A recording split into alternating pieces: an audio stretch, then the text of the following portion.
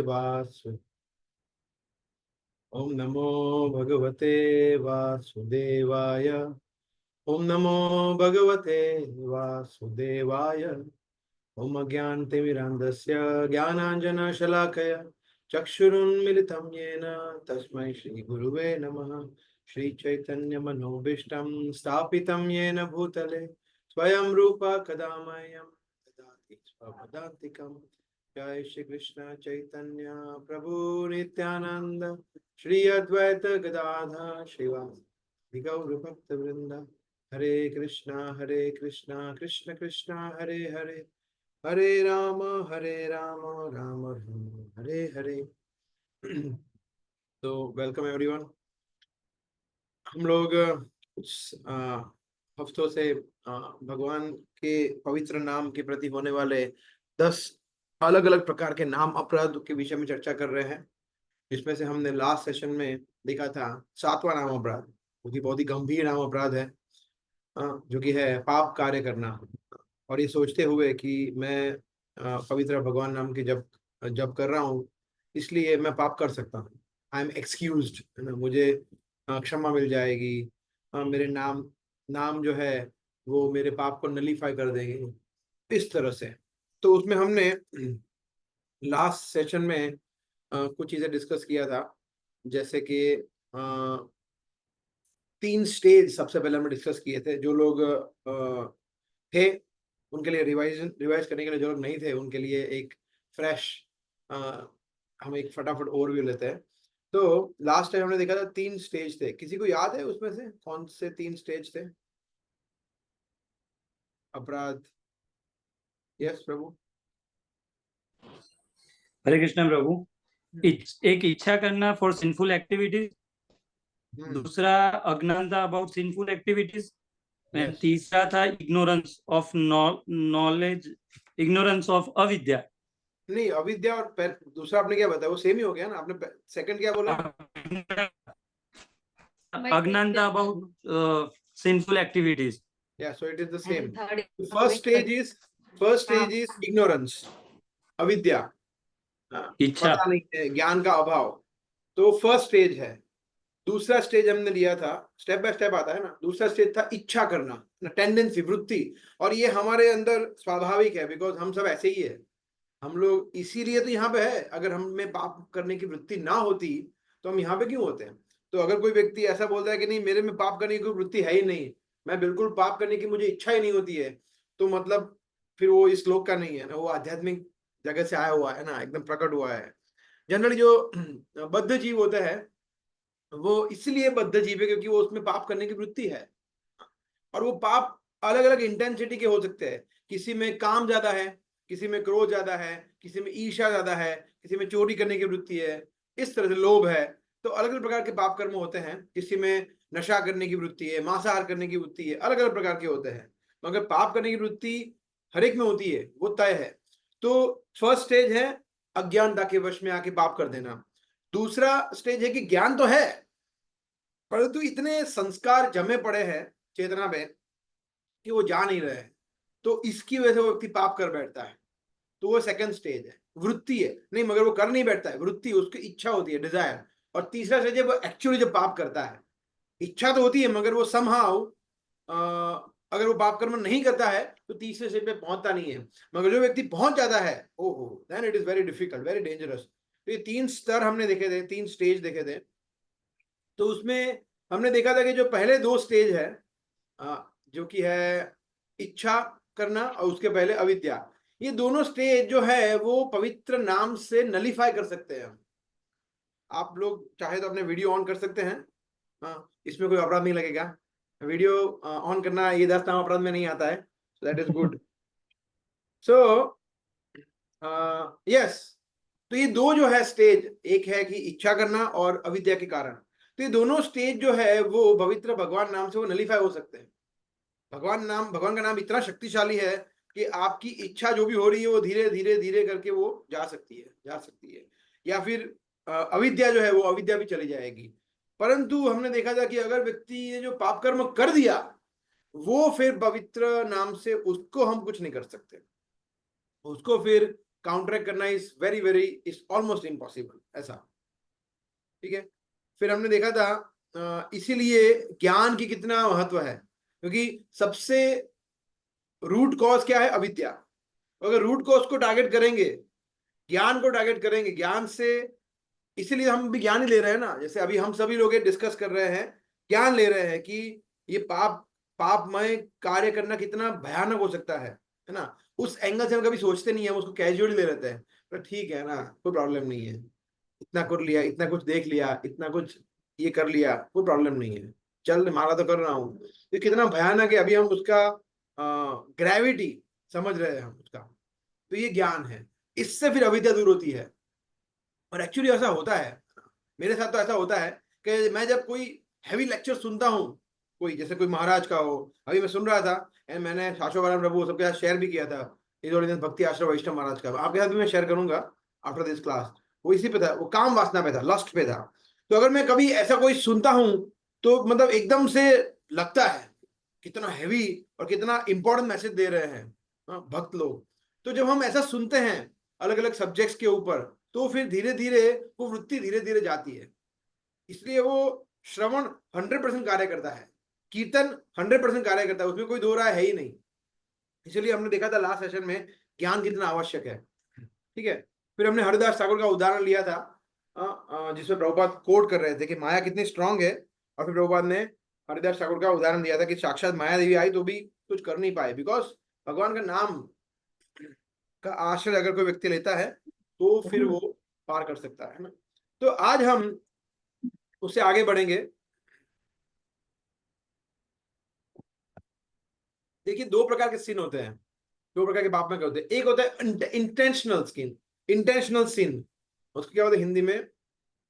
Intentional का मतलब सोचा समझा हुआ या ऐसा कुछ, है ना, जानबूझ के किया जाने वाला पापमय कार्य। और अनइंटेंशनल मतलब अनजाने में हो गया, वो भी हमने थोड़ा बहुत चर्चा किया था I think, intentional unintentional skin के।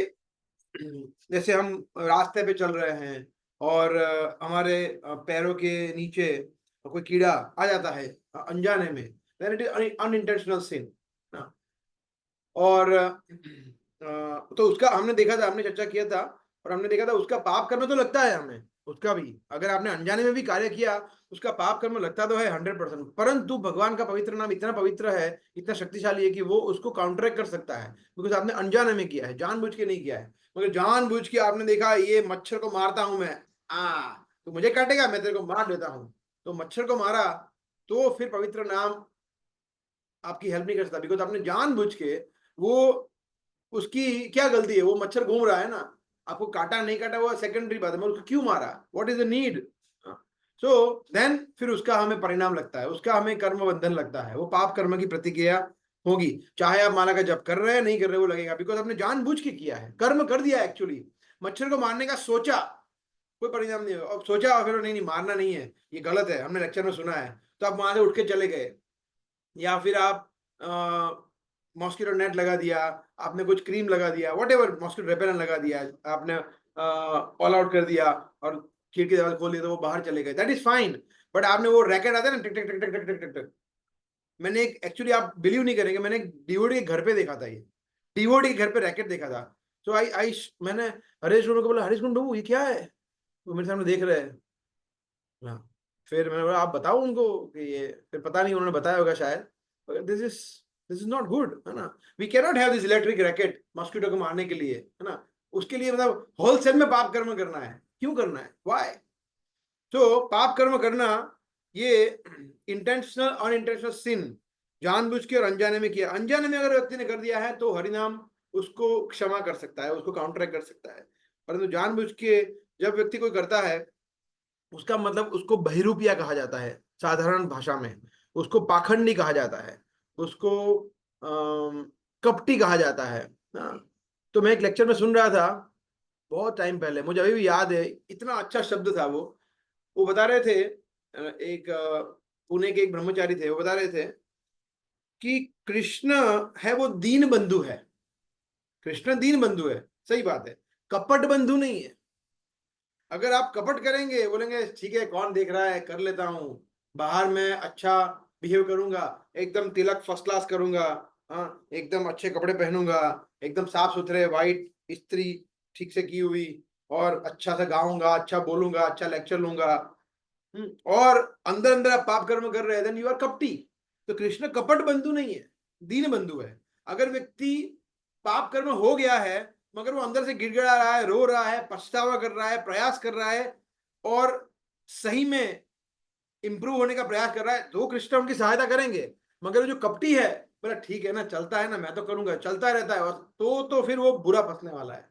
तो कृष्ण कभी क्षमा नहीं करेंगे उसको, बिकॉज अगर आपको, आज ही मैं लेक्चर सुन रहा था, उसमें बता रहे थे कि अगर आपको पाप करना है तो चाहिए इस्कॉन के बाहर जाके करिए ना, क्यों, व्हाट इज द प्रॉब्लम, करिए, इस्कॉन से बाहर जाइए, पाप कर्म करिए, इस्कॉन में अंदर आके, जो हमारे गुरु महाराज ने, वैष्णवों ने, आचार्य ने बताया, हरिनाम की गरिमा को आप ठुकराते हुए क्यों पाप कर्म कर रहे हैं।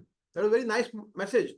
अगर आपको पाप करने की बहुत वृत्ति है, बाहर जाके कर लीजिए, फिर आप जुड़े क्यों, आप आध्यात्मिकता से, भक्ति से जुड़े क्यों, भक्ति में भी रहना है और पाप कर्म भी करना है, ये तो कैसे हो सकता है, this is not possible at all.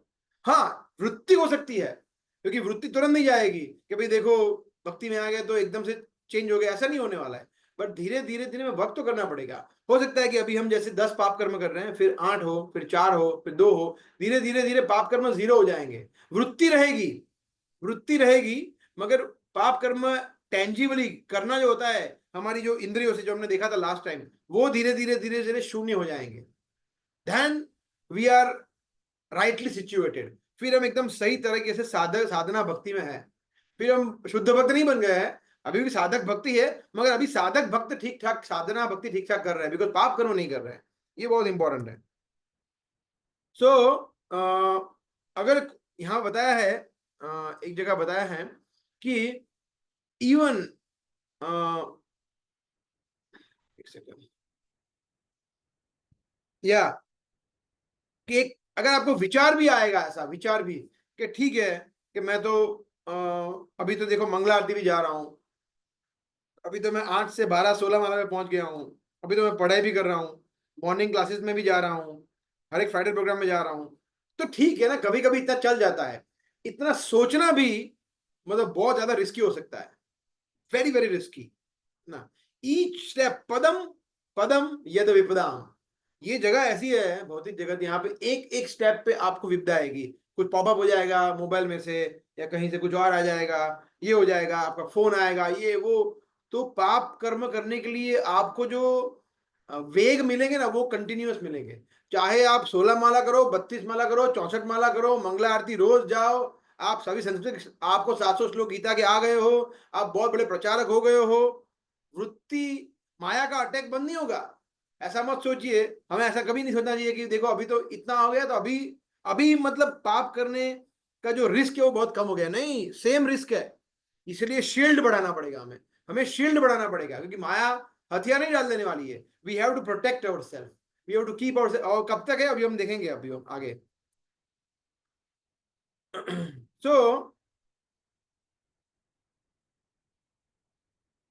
अभी हम देखेंगे गीता में से कुछ हम शिक्षा लेंगे जो कृष्ण कह रहे हैं स्वयं,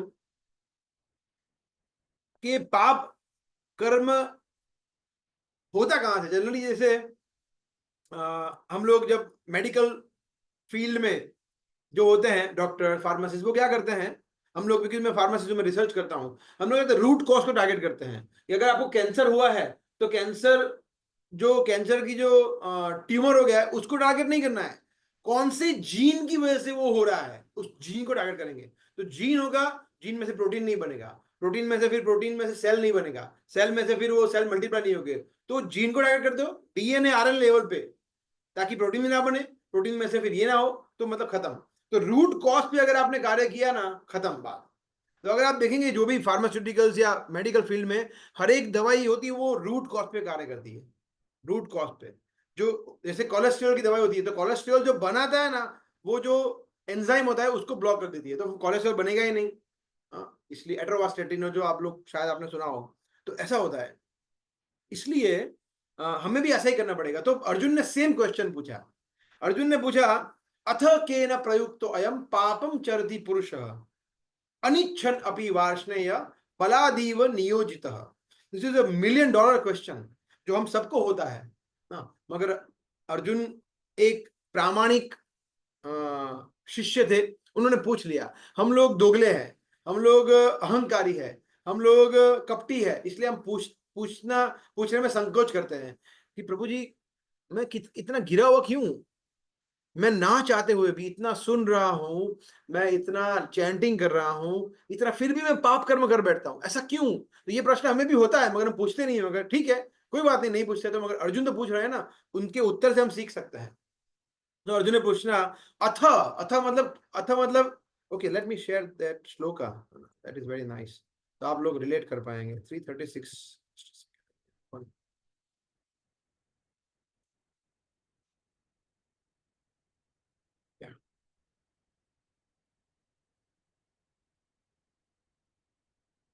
यस। तो अर्जुन कहते अथ, अथ मतलब फिर, कृष्ण आपने जो बताया फिर उसके बाद केन, केन का मतलब होता है कि ऐसा क्यों होता है, ये रूट कॉज क्या है, व्हाट।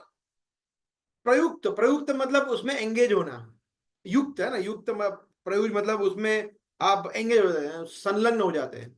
प्रयुक्त तो अयम, अयम मतलब यहाँ पे देखिए, अयम का शब्द होता है इस भौतिक जगत, उसको भी अयम कहते हैं। और यहाँ पे जो कंटेक्स्ट में बोल रही है, तो बोल रहे हैं अर्जुन, तो बोल रहे हैं मतलब व्यक्ति।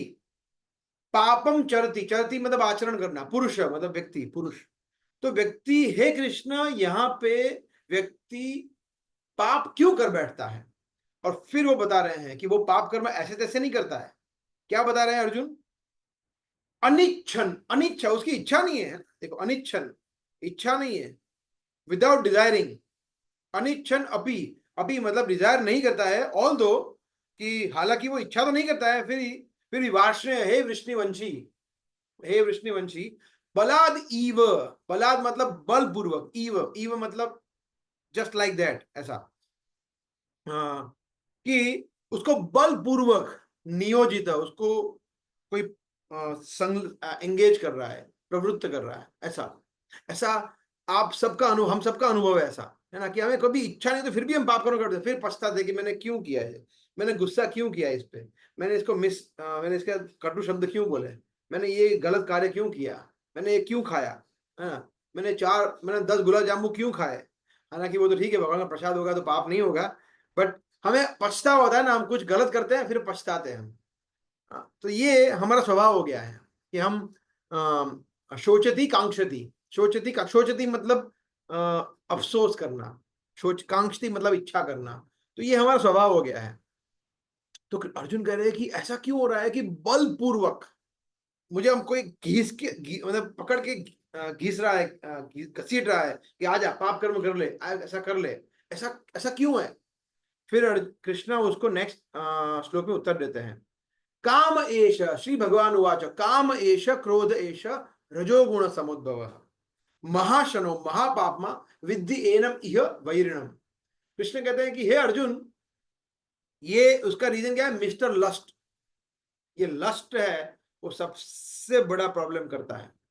ऑफ कोर्स लस्ट में मेजोरिटी में अगर आप बोले 90% केस में सेक्स डिजायर आता है, जो मेन रूट कॉज है, मगर उसके अलावा भी एक्सटेंडेड फॉर्म में भी लस्ट होता है। जैसे जो चीज नहीं करना है उसकी बहुत ज्यादा इच्छा करना।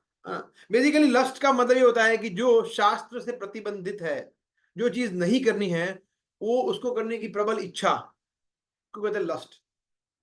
सो काम वासना, कृष्ण कहते हैं ये मेन कारण है। काम एष क्रोध एष, तो काम और क्रोध। देखिए काम, क्रोध और लोभ, है ना, तो ये जो तीन है, मैंने पहले भी चर्चा किया हुआ है, ये नरक के द्वार है। कृष्ण कहते हैं त्रिविधम नरकस्य इदं द्वारम नाशन आत्मनः काम क्रोध तथा लोभम तस्मात् एतत् त्रयम् त्यजेत। तो उसमें काम जो है ना, वो सेंटर पॉइंट है, मेन पॉइंट है। I will share again. काम जो मेन है, काम अगर संतुष्ट हो गया तो किस में परिवर्तित होगा, कौन बताएगा? आप मेरे को बताएगा। काम को आपने सेटिस्फाई कर दिया, लोभ, लोभ हो जाएगा ना, और चाहिए और चाहिए और चाहिए। और काम को संतुष्ट नहीं किया तो क्या होगा? क्रोध। क्रोध। क्रोध आएगा, गुस्सा आएगा, है ना, फ्रस्ट्रेशन आएगा, क्यों नहीं हो रहा है, क्यों नहीं हो रहा है, मुझे ये गाड़ी लेनी है, क्यों नहीं ले रहा हूं मैं, मुझे ये गर्लफ्रेंड, मेरी मेरी गर्लफ्रेंड मान क्यों नहीं रही है, या ये क्यों नहीं हो रहा है, ये क्यों नहीं हो रहा है, मुझे ये चीज मिल क्यों नहीं रही है, मुझे ये वस्तु व्यक्ति मिल क्यों नहीं रहा है, ये भोग मैं क्यों नहीं कर पा रहा हूं। वो नहीं जब होता है तो क्रोध हो जाता है, और जब थोड़ा बहुत सेटिस्फाई हो जाता है तो और करने की इच्छा होती है। तीसरे अध्याय में भगवान ने इसको इतनी अच्छी तरह से बताया है, 3rd चैप्टर में, कि कृष्ण कहते हैं दैट श्लोका, काम रूपेण कौन्तेय दुष्पुरेण अनलेन च। दुष्पुरेण है, दुष्पुरेण मतलब इज वेरी वेरी डिफिकल्ट, अनलेन मतलब जो काम रूपी, काम वासना की अग्नि है वो जलती रहती, अनलेन, अनल मतलब अग्नि, और वो जलती रहती, कभी सेटिस्फाई होती ही नहीं है, कुछ कितना भी कुछ भी करो आप, वो हमेशा जलती रहती है, वो इटर्नल है। तो इसलिए काम जो है वो रूट कॉज है, पाप में सभी पाप कर्मों का मेन एपिसेंटर क्या है, काम वासना। ये भगवान कहते हैं, so let me share again. फिर कृष्ण कहते हैं कि ये छोटा मोटा नहीं है, महाशनो है। महाशनो मतलब बुरा खा जाएगा तुम्हें, है ना। ऑल डेवरिंग का मतलब होता है कि बुरा, जैसे होता है ना मनुष्य बक्सी राक्षस होता है, राक्षस मानव बक्सी राक्षस है, वो खा जाता है, राक्षस की तरह है वो, पूरे का पूरा खा जाएगा हमें काम। महापापमा, और ये छोटा मोटा पाप नहीं कराता, ये इतने बड़े बड़े पाप कर्म कराता है। विद्धि, विधि मतलब जानो, हाँ, जानो, विद्धि एन इह वैरिणम, इह का मतलब है कि इस भौतिक जगत में एक ही शत्रु है हमारा, वैरिणम, वैरिणम मतलब सबसे बड़ा शत्रु। तो देखिए इस भौतिक जगत में हमारा एक ही शत्रु है, दूसरा कोई शत्रु है ही नहीं, वो है लस्ट, काम। And because of sinful tendency and we are all rotting, हम लोग सब यहाँ पे सड़ रहे हैं एक ही कारण से। और ये हम समझ सकते हैं। I was reading one Prabhupada quote, और कहीं बुक में पढ़ रहा था मैं तात्पर्य में, कि इस भौतिक जगत का आधार क्या है, काम वासना। स्त्रिया पुंसा मिथुनी भाव एतम, कि ये मिथुनी भाव मतलब जो मैथुन क्रिया है, सेक्स डिजायर है, that is the root cause why we are here. और एक्सटेंड यहाँ पे और रहेंगे उसका भी यही होगा, क्योंकि हम इसके पहले जो थे, देखिए 4 प्रकार से व्यक्ति जन्म लेता है, जलजा, अंडजा, स्वेरजा, उद्भिदजा। जलजा मतलब वो व्यक्ति परस्पिरेशन से आता है ना, फर्मेंटेशन, फिर सॉरी, जलजा मतलब जल में जो आते हैं, फिर उद्भिदजा मतलब मैमल्स, सस्तन प्राणी, फिर अंडज जो एग से आता है, और उद्भिज, उद्भिज मतलब जो ये आता है बीज से आते हैं। एंड जलजा में यही आता है, परस्पायरेशन, फर्मेंटेशन से आते हैं वो। सो कोई भी आप यूनि ले लो, अल्टीमेटली इट इज ऑल मिथुनी भाव एतम। तो हम ये कई कई कई कई कई कई वर्षों से करा रहे, जन्मों से करते आ रहे हैं ना, आहार, निद्रा, भय और मैथुन, और यही हमें पाप कर्म करा रहा है। तो काम जो है, कृष्ण कह रहे हैं, it is the main cause, it is the root cause, महाशनो महापापमा। यस, जैसे क्योंकि जैसे मैं बता रहा था, मैं अभी हिज होलीनेस भक्ति आश्रम वैष्णव मार्ग का लेक्चर सुन रहा था, तो उसमें मैंने कुछ पॉइंट बनाए थे, बिकॉज मैं अभी आई थिंक कुछ दिनों पहले सुन रहा था, और मुझे पता था कि मुझे ये सेशन लेना है 7वां, तो मैं उसमें से कुछ नोट्स बना रहा था जो मुझे बहुत यूजफुल लगे ना, तो उसमें से I wanted to share with you. तो भक्ति आशा वैश्य महाराज बता रहे थे, उनकी खुद की स्टाइल है, वो रूप में बता रहे थे कि जब भगवान ने सबसे पहले सर्जन किया, तो ब्रह्मा जी को जब आज्ञा दी कि ठीक है सर्जन करो, तो ब्रह्मा जी ने फर्स्ट लॉट बाहर आया। तो फर्स्ट लॉट में कौन बाहर आया, कोई जानता है आप में से, कोई बताएगा? ब्रह्मा जी के फर्स्ट लॉट में कौन बाहर आया? चार कुमार सनातन। यस, 4 कुमार आए ना। तो 4 कुमारों को ब्रह्मा जी ने आज्ञा दी कि चलो जाओ, संतति उत्पन्न करो, और बच्चे पैदा करो और वृद्धि करो।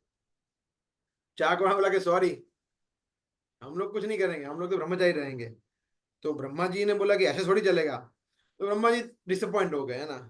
तो मतलब बोला हमें बड़े नहीं होना है, हमें छोटे के छोटे रहना है, कोई टेंशन नहीं है, कुछ नहीं है, अच्छा है, बड़े ही नहीं होना है। सो चार कुमारों ने मना कर दिया। फिर ब्रह्मा जी सेकंड लॉट में कौन आए? 10 प्रजापति आए, है ना। तो उसमें मरीचि, अत्रि, पुलस्य, और पुलह, क्रतु, भृगु, वशिष्ठ तो आए, और फिर नारद मुनि भी आए, है ना। तो सबने मना कर दिया है, बोला नहीं, कुछ नहीं करना है, अरे ये नहीं करना है, हमें, हम नहीं करेंगे। तो ब्रह्मा जी मतलब क्रोध में भी आए और कुछ करे भी क्या, है ना। तो फिर महाराज बता रहे थे कि ब्रह्मा जी गए, बोले पापा, महाराज का ये स्टाइल है, पापा, तो पापा मतलब कृष्ण, पापा के पास गए, बोले पापा पापा ये तो प्रॉब्लम हो गया, अभी क्या करें। तो कृष्ण ने बताया उनको, कंप्लेन किया उन्होंने भगवान से। तो कृष्ण ने बोला कि आप गड़बड़ कर रहे हो ब्रह्मा जी, आप गड़बड़ कर रहे हो। बोला क्या? बोला ब्लूप्रिंट चेंज करो, थोड़ा सा ब्लूप्रिंट चेंज करो, ब्लूप्रिंट चेंज करोगे और फिर देखो क्या होता है। तो बोला थोड़ा सा सिर्फ चेंज किया, थोड़ा सिस्टम में चेंज किया, और फिर कौन आए? हाँ, मनु और मनु। शत्रुपा, है ना, मनु और शत्रुपा आए। तो भगवान ने बताया था कि अभी देखो, जब तुम ब्लूप्रिंट चेंज करोगे ना, जब स्त्री का सर्जन करोगे ना, तो अभी क्या हो रहा है कि वो लोग तुम्हें मना कर रहे हैं ना आके, है ना। अभी आ, वो लोग सामने से बोलेंगे, तुम्हें बोलना नहीं, अभी तुम्हें बोलना पड़ रहा है कि भाई जाओ, वृद्धि करो, सृष्टि का सर्जन करो। वो सामने से आएंगे कि हमें सृष्टि का सर्जन करना है, सामने से आएंगे ऐसे। तो बोला ये है ब्लूप्रिंट, थोड़ा चेंज करो। तो ऐसे महाराज बता रहे थे, और एक्चुअली ऐसा ही हुआ। तो ये आकर्षण है जो, हाँ, ऑपोजिट जेंडर का आकर्षण, that is the root cause of this material world, material creation. भौतिक जगत हुआ ही हुई इसी वजह से, मनु और शत्रुपा। और उसके बाद हम देख रहे हैं स्त्री का मतलब ही वही विस्तार, स्त्री का मतलब है विस्तार करना, जो विस्तार करने में हेल्प करते हैं उसको कहते हैं स्त्री। तो that was the point. Brahma ji जब भगवान के पास गए तो भगवान ने बताया कि थोड़ा बहुत चेंज करो, and then that's it, that is okay. सो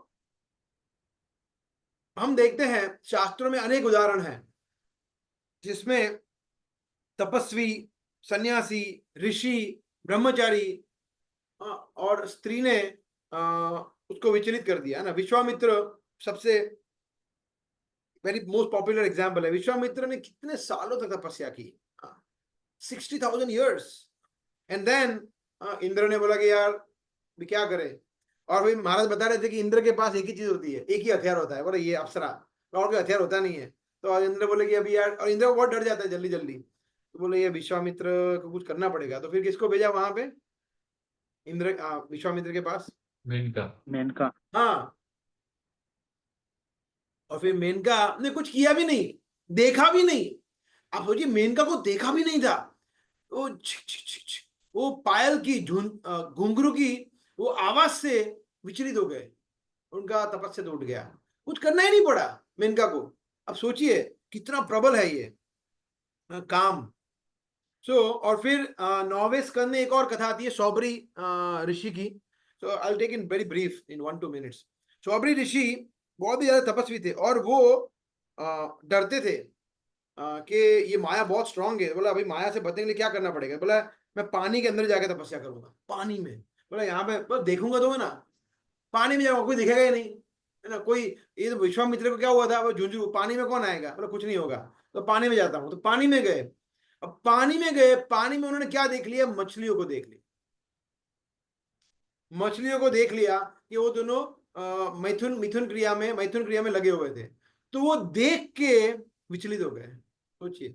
और उनकी काम वासना जाग गई, और वो बाहर आए। और वहां पे उस समय पे हम देखते हैं राजा का नाम था मांधाता।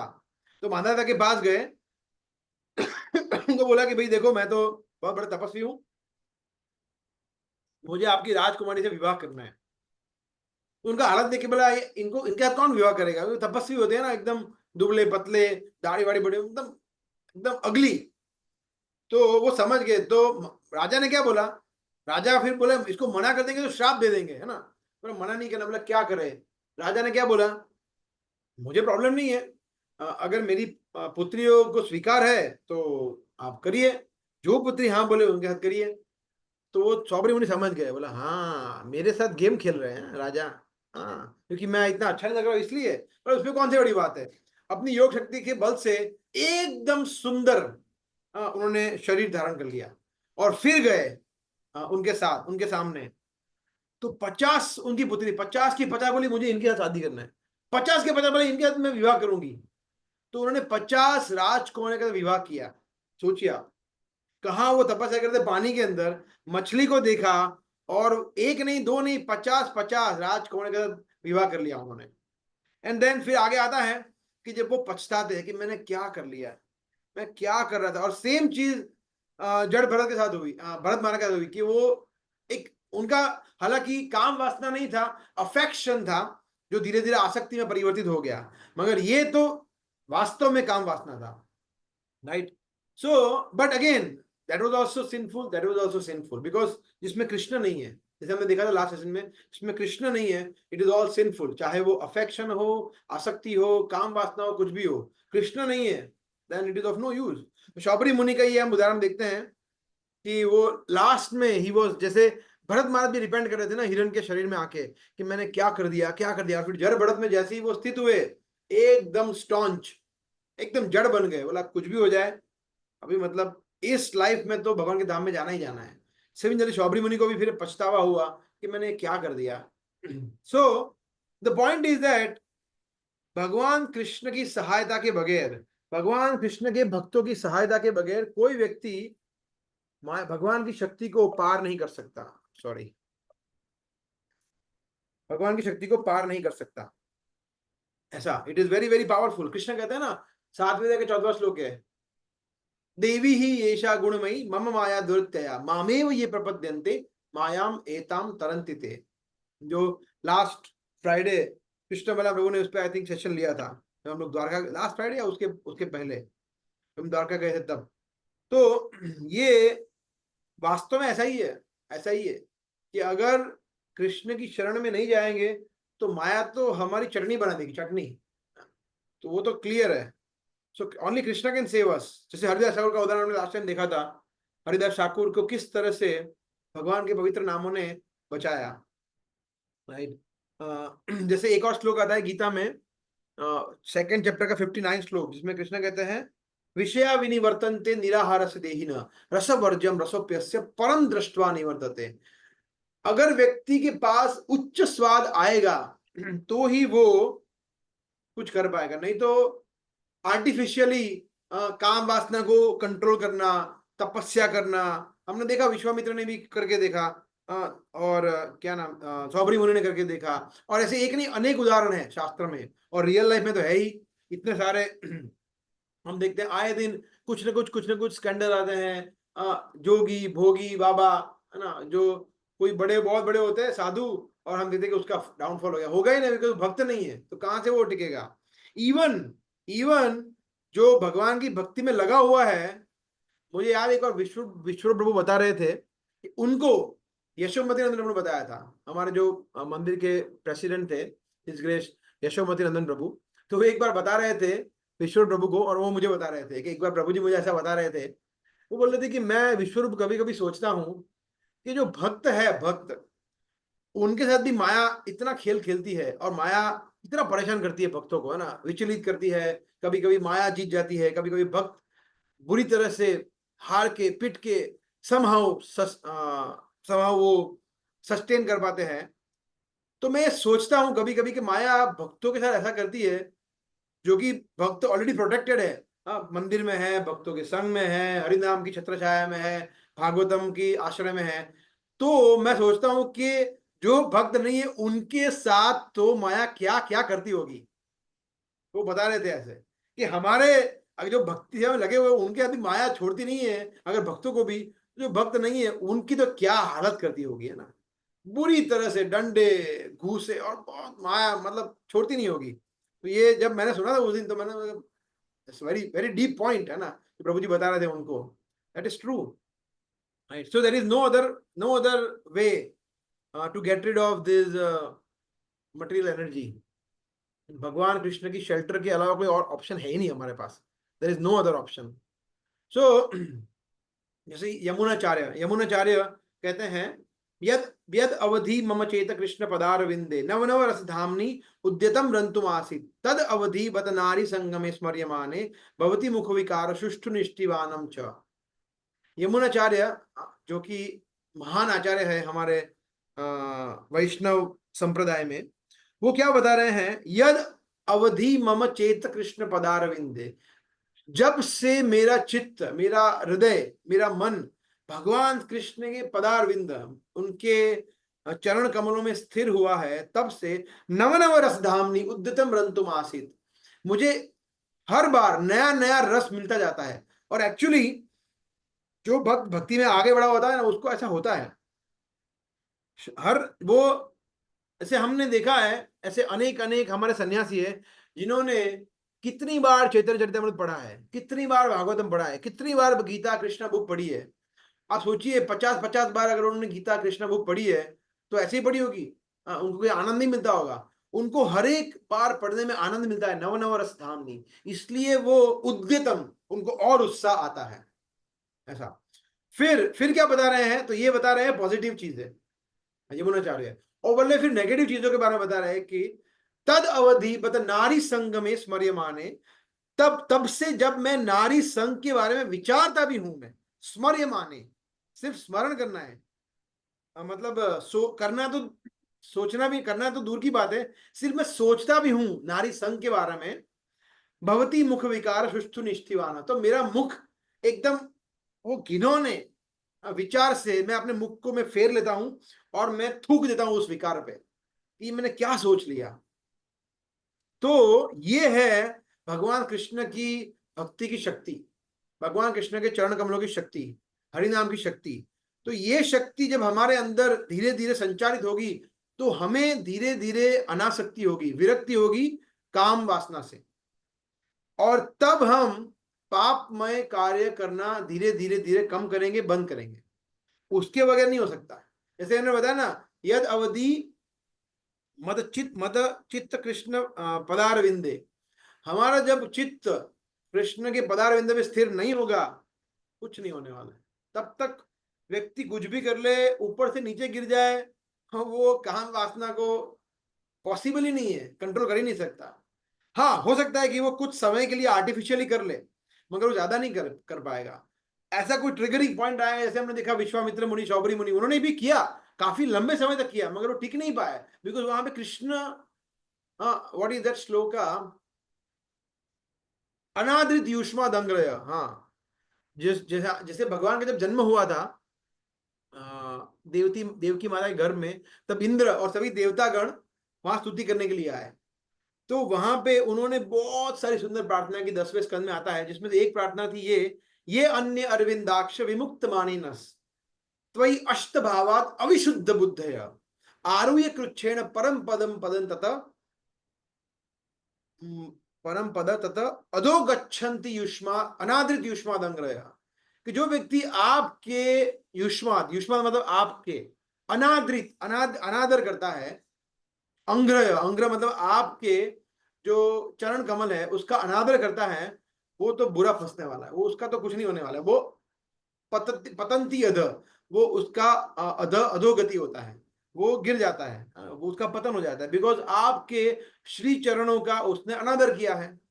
तो अगर व्यक्ति भक्त नहीं है तो उसको काम वासना को या भगवान की माया शक्ति को पार करना डिफिकल्ट नहीं है, इम्पॉसिबल है. इट इज पॉसिबल ही नहीं है. कृष्ण के बगैर कृष्ण की शक्ति को कैसे हम उसको काउंटरैक्ट कर पाएंगे, दैट इज नॉट पॉसिबल, है ना. सो एक और भगवान बता रहे हैं लास्ट, तो ये 3rd चैप्टर जो है ना, इट इज वेरी नाइस.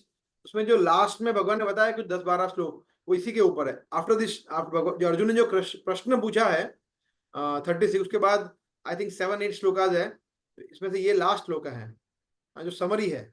आप सोचिए, भगवान ने 3रे अध्याय में, जो कि कर्मयोग है, कर्मयोग, वहां पे भगवान ने लास्ट श्लोका, ये एक्चुअली लास्ट श्लोक है I think, if I am not, हाँ ये लास्ट श्लोक है.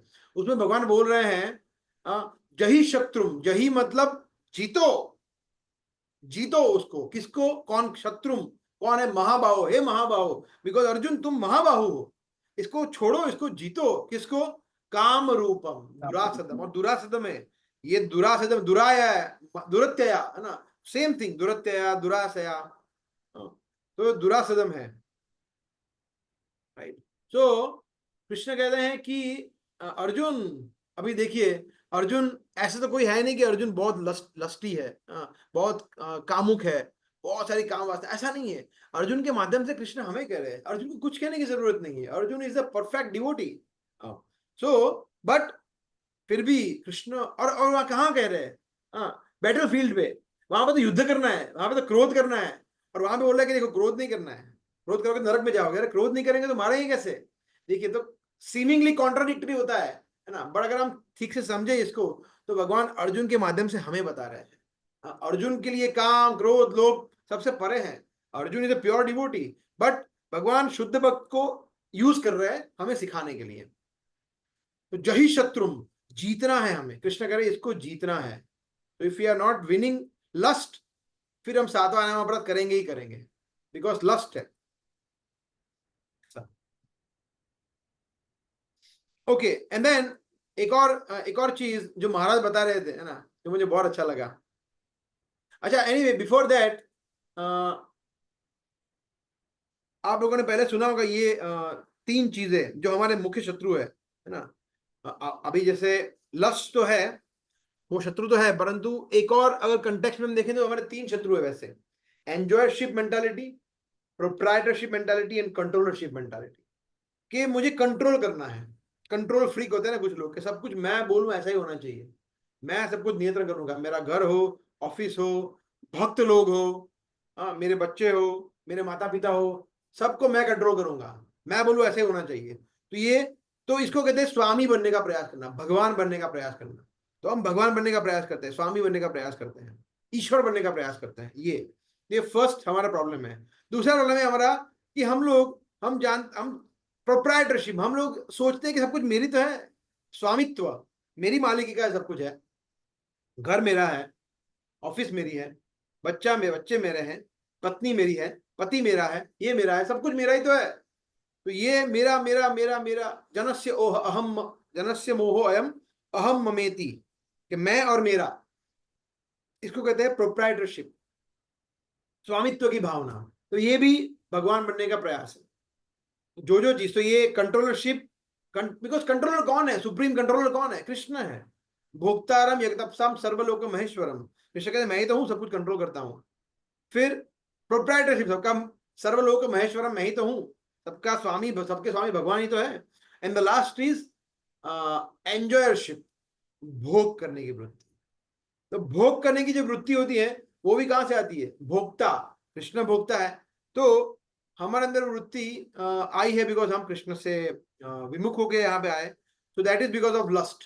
तो जो एंजॉयरशिप मेंटालिटी है वो लस्ट के कारण आती है, चाहे वो काम, चाहे वो सेक्स डिजायर हो या कोई और हो, परंतु ये जो भोग करने की वृत्ति है ना, यही हमें लेके डूबती है। तो ये तीनों चीज एक्चुअली, कंट्रोलरशिप, प्रोप्राइटरशिप एंड एंजॉयरशिप, तो ये तीनों मेंटालिटी जो है हमें धीरे धीरे उससे बचना है ना, धीरे धीरे हमें छोड़ना पड़ेगा। ठीक है, मैं कंट्रोल नहीं कर पाता हूँ सब कुछ, है ना। मैं और हरीश प्रभु हमें हमेशा, काफी बार हम लोग चर्चा करते हैं, I very frequent discuss with him कि ठीक है प्रभु, अभी वही मुझे बता रहे हैं कि ठीक है, अभी हम लोग थोड़ी कंट्रोल कर सकते हैं कुछ, हम लोग प्रयास करते हैं कृष्ण भक्ति के अनुकूल कुछ चीजों को फ्रेम करने का, मगर कभी कभी चीज नहीं होती है।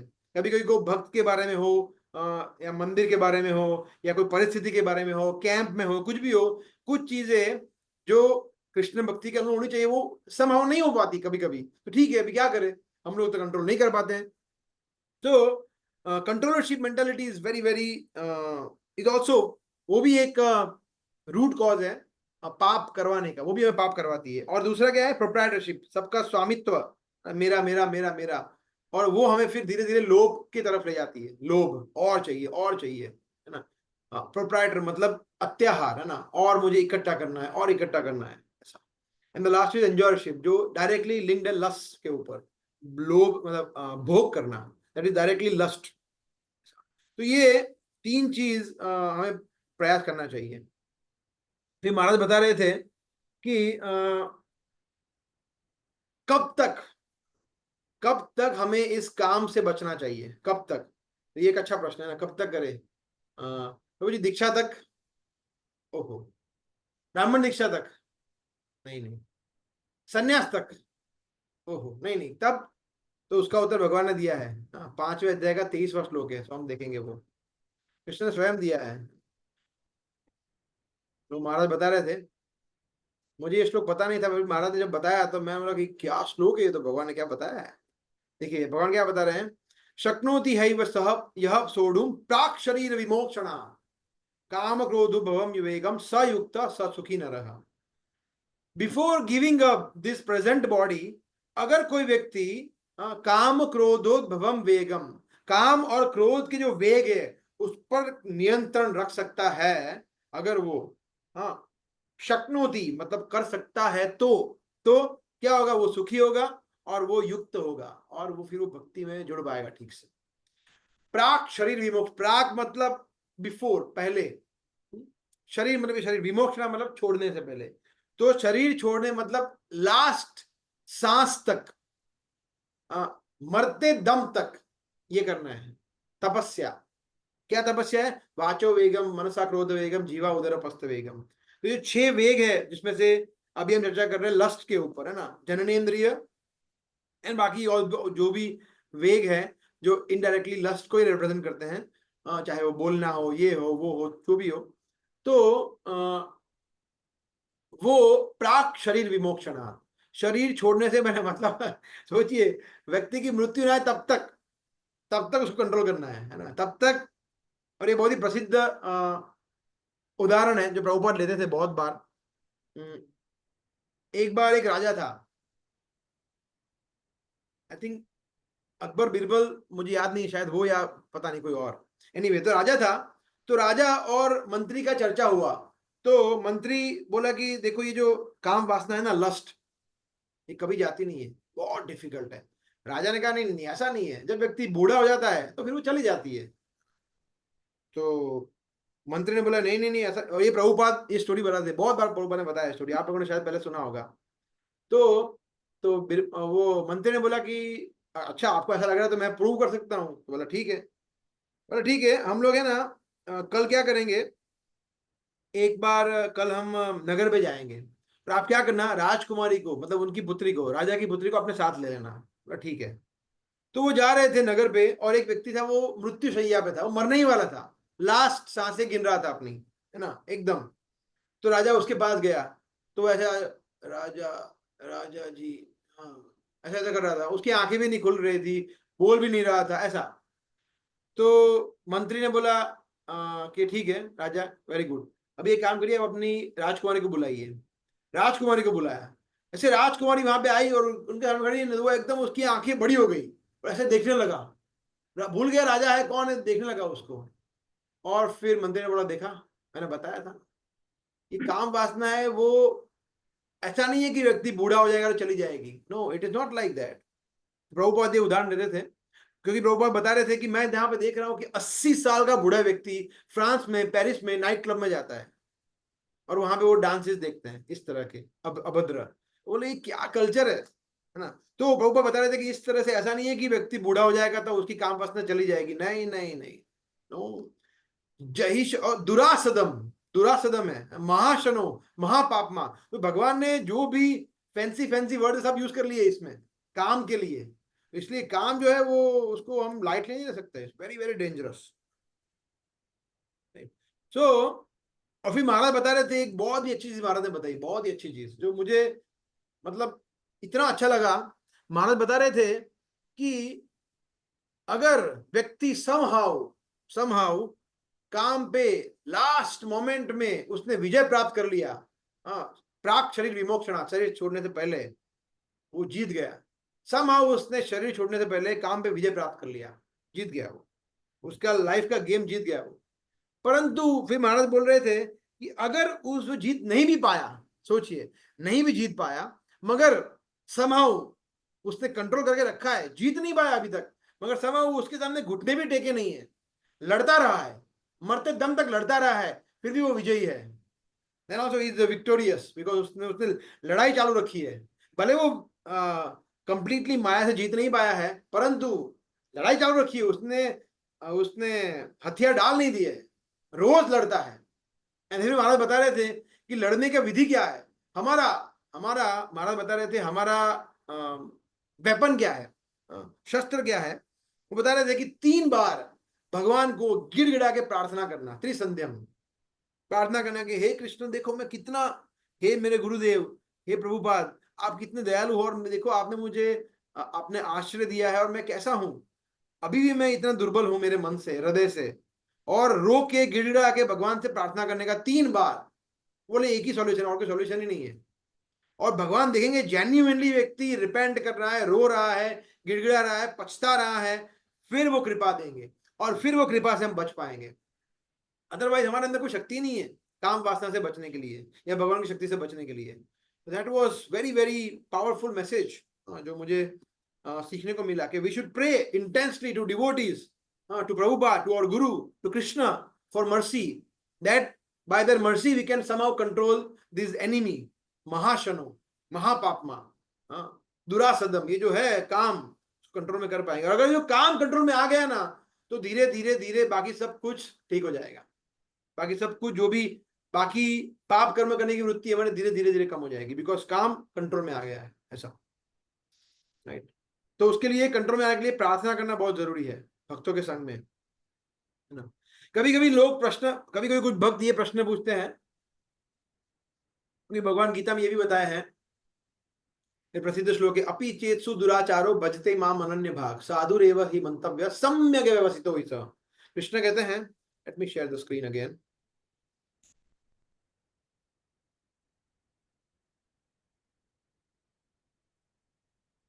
ये श्लोक में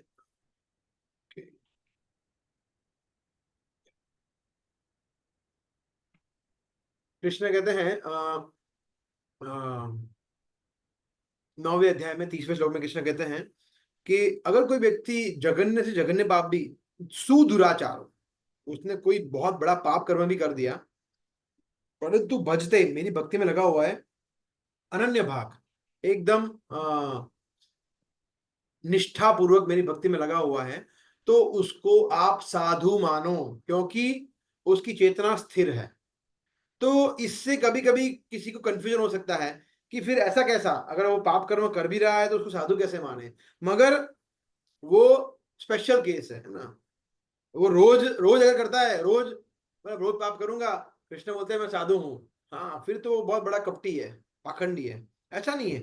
एक्सीडेंटली अगर किसी का गलती से कभी कुछ उसने गड़बड़ हो गया और पाप कर्म कर दिया, परंतु वो इतना पछता रहा है, इतना रिपेंट कर रहा है, रो रहा है, गिड़गिड़ा रहा है, और ये कमिटमेंट है, प्रतिज्ञा है कि लाइफ में अब मैं मर जाऊंगा मगर ये फिर से पाप कर्म नहीं करूंगा, ये कटिबद्ध है, और तुरंत हरिनाम का शेल्टर लेता है, तुरंत भागवतम का शेल्टर लेता है, तुरंत भक्तों के संग का शेल्टर लेता है, तो उसको साधु समझो, भगवान ये कहते हैं। और जो व्यक्ति इस श्लोक को यूज करके मिसयूज करता है और पाप कर्म करता रहता है, बोला कृष्ण ने बोला ना क्षिप्रम भवति धर्मात्मा, इसके बाद कृष्ण कहते हैं क्यों, क्यों इसको साधु, क्योंकि क्षिप्रम तुरंत, भवती वो बन जाता है क्या, धर्मात्मा बन जाता है वो तुरंत, और उसको शाश्वत शांति मिलती है। और फिर कृष्ण बोलते हैं कि एक कृंति पुत्र, तुम घोषणा कर दो नमे भक्त प्रणश्यति, क्योंकि मेरे भक्त का कभी विनाश नहीं होता है, चाहे उसने गलती से कोई पाप कर्म कर भी लिया, क्योंकि मगर वो तुरंत संभल गया, तुरंत भक्तों ने उसने बचा लिया, तुरंत भागवतम ने, हरिनाम ने, मेरे प्रसादम ने, और मेरी नवदा भक्ति ने उसको बचा लिया, और वो बच गया, संभल गया, उसको साधु समझो। क्यों, बिकॉज तुरंत फिर धर्मात्मा हो जाता है, ऐसा। तो इसलिए हमें ये जो है ना 9:30, ये दूसरों के लिए सोचना चाहिए कि दूसरे, अगर किसी व्यक्ति से कोई गलती हो गई है तो उसको पापी नहीं मानना है, वो साधु है, ये दूसरों के लिए, हमारे लिए नहीं है ये, हमारे लिए, क्योंकि हम तो पापी ही है, हमारे लिए ये श्लोक एप्लीकेबल नहीं है। हम लोग एक्सीडेंटल फ्रॉडन वाले में से नहीं, हम लोग जानबूझ के गलती कर रहे हैं ना, इसलिए हमारे लिए है पछतावा, रिपेंटेंस एंड प्रतिज्ञा करना कि अभी ऐसा कभी नहीं करेंगे। तो हमें हमारे लिए ये श्लोक नहीं है ना, ये दूसरों के लिए। हम अगर हम जज करते हैं दूसरे लोगों को तो उनके लिए ये श्लोक है, लागू पड़ता है। दूसरे भक्तों से कोई गलती हो जाती है, किसी ने क्रोध कर दिया, या कोई और चीजों में फंस गया, ईर्ष्या में फंस गया, इसमें फंस गया, उसमें फंस गया, कोई ने चोरी कर लिया, ये कर लिया, मगर फिर वो भी रिपेंट कर रहा है, इज अ डिवोटी, उसको हमें जज नहीं करना है कि देखो इसने गलती कर दिया, इसने ये कर लिया। तो इसके लिए ये श्लोक लागू पड़ता है, हमारे लिए नहीं है ये श्लोक। ठीक है, तो ये एक भक्त का भाव होता है। ठीक है, तो we will finish in like 10-15 minutes. तो जब ये वृत्ति होती है हमारी पाप कर्म करने की, तो वृत्ति धीरे धीरे धीरे धीरे कम कैसे होगी, है ना? तो उसमें बहुत सारे, उसमें मुख्य तौर पर हमें सहायता करता है हरिनाम। हरिनाम जब हम अच्छी तरह से करते हैं तो फिर धीरे धीरे धीरे हम सातवें नाम अपराध से या पाप कर्म करने की वृत्ति से हम छूट पाएंगे। क्यों? बिकॉज चेतो दर्पण मार्जनम, सबसे पहला तो क्योंकि जब हम करेंगे तब अनर्थ धीरे धीरे कम होंगे, और अनर्थ कम होंगे तो अनर्थ जो होते हैं वो बीज रूप में होते हैं ना। अनर्थ ईर्ष्या करने की वृत्ति होती है, मगर वो वृत्ति धीरे धीरे धीरे धीरे एक्चुअली ईर्ष्या करवाती है। मन से, वचन से, कर्म से हम फिर उसको एक्ट करते हैं, बोल देते हैं कुछ ही, उसके सामने नहीं बोलेंगे मगर किसी और के सामने बोल देंगे, तो वो भी कर्म हो गया। या फिर उसको उसके सामने बोलेंगे, या फिर उसके लिए कुछ प्रोपेगेंडा करेंगे, कुछ प्रपंच करेंगे, तो ये कर्म हो गया ईर्ष्या के वश में आकर। तो ये होता कहां से? अनर्थ से होता है। तो अनर्थ को टारगेट कौन करता है? हरिनाम करता है। तो इसलिए हरिनाम सबसे पहले हमारे अनर्थ निवृत्ति में हमें हेल्प करता है भजन क्रिया से। इसलिए process of chanting is very very recommended, is very much recommended, कि हमें अच्छी तरह से माला का जप करना चाहिए, क्योंकि हृदय की दुर्बलता होती है जो हमारी, वो चली जाती है। सो फिर हरिनाम जब हम जितना ज्यादा करते हैं, चैंटिंग जितना ज्यादा करते हैं, उतना हमें श्रद्धा बढ़ता है भगवान के ऊपर, हरिनाम के ऊपर, ये विधि के ऊपर, प्रोसेस के ऊपर। और ये जब होता है तो फिर धीरे धीरे धीरे हम पाप करने की वृत्ति हमारी कम होती है। फिर हमारे अंदर दया भाव उत्पन्न होता है दूसरे जीवों के प्रति। कि ये कैसे होता है? वो भी हरिनाम से होता है। और वो जब होता है तो जब दया होती है तो फिर पाप कर्म नहीं करते। जैसे दया होती है तो फिर व्यक्ति मांस नहीं खाएगा, ऐसा। सो जीवेर दया, तो जीव के प्रति दया होती है तो वो प्रचार कार्य में लगता है, फिर वो अहिंसा का पालन करता है, और फिर धीरे धीरे वो तामसिक राजसिक आहार नहीं करता, ऑनियन गार्लिक भी नहीं खाता है, तो मांस मच्छी अंडा तो बहुत दूर की बात है, ऐसा है ना। फिर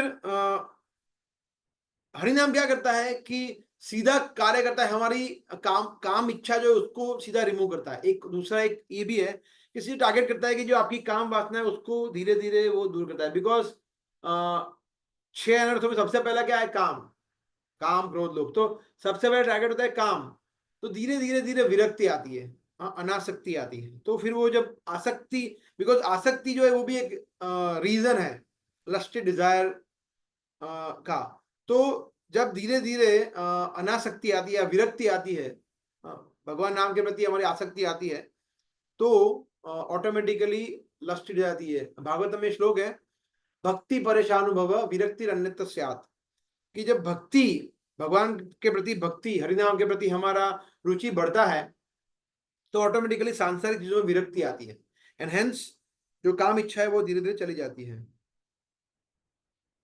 फिर हरिनाम क्या करता है दूसरा, कि कृष्ण भक्ति की जो अनुकूल चीज है उसमें हमें जोड़ते हैं हरिनाम, और जो प्रतिकूल है उसमें से हमें बाहर करते हैं, तो ऑटोमेटिकली हमारा मन शुद्ध होता है। इसलिए हम देखते हैं कि जनरली ऐसा होता है ना, कि जब हम हरिनाम लेते हैं, हम सबका अनुभव है, तो फिर हम फ्रेंड्स के साथ जाना पसंद नहीं करते और भक्तों के संग में जाना पसंद करते हैं। जैसे आपको 2 कैंप दिए जाएंगे ऑप्शन, द्वारका जाना है फैमिली के साथ, फ्रेंड्स के साथ, या भक्तों के साथ। बोले कि नहीं भक्तों के द्वारका जाएंगे ना, वही अच्छा है।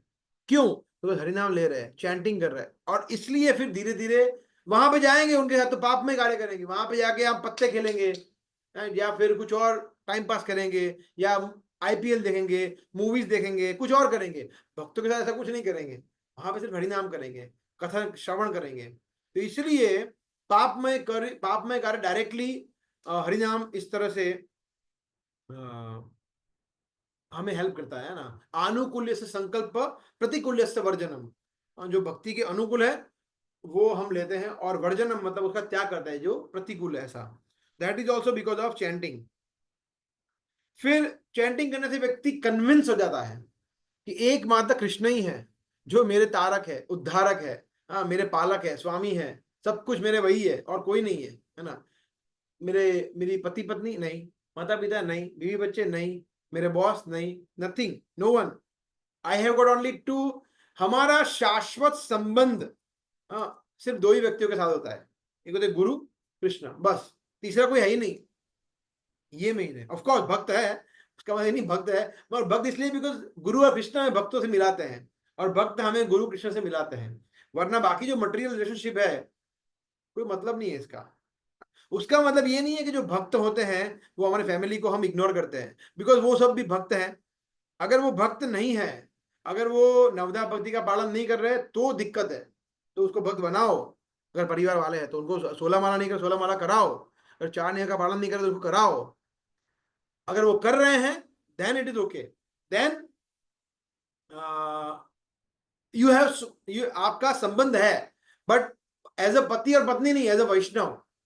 परंतु अदरवाइज स्पीकिंग हमारा हरिनाम जो हम लेते हैं तो हरिनाम हमें ये कन्विंस करवा देते हैं कि हमारा संबंध सिर्फ गुरु और कृष्ण से ही है। और ये जब संबंध हमारा स्थापित होता है तो ऑटोमेटिकली हमारा पाप कर्म धीरे धीरे कम होता है। ओके, और फिर हरिनाम जो है हमें विनम्र बनाते हैं, सहनशील बनाते हैं, अमानिन मानदीन, ये आता है ना। देखिए कभी कभी लोग ये सोचते हैं कि त्रिनादपि सुनिचेना तरोरपि सहिष्णुना अमानिन मानदेना, ये जब होगा तब हम माला का जप कर पाएंगे। ऐसा नहीं होता है।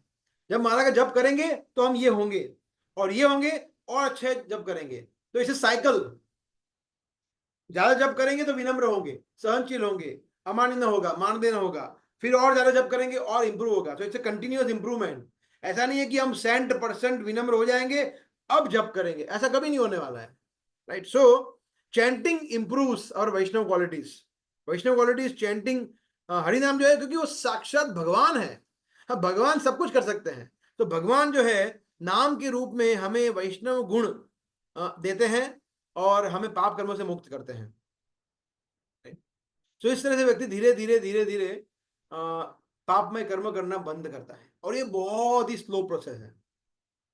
Believe me, it's a very slow process.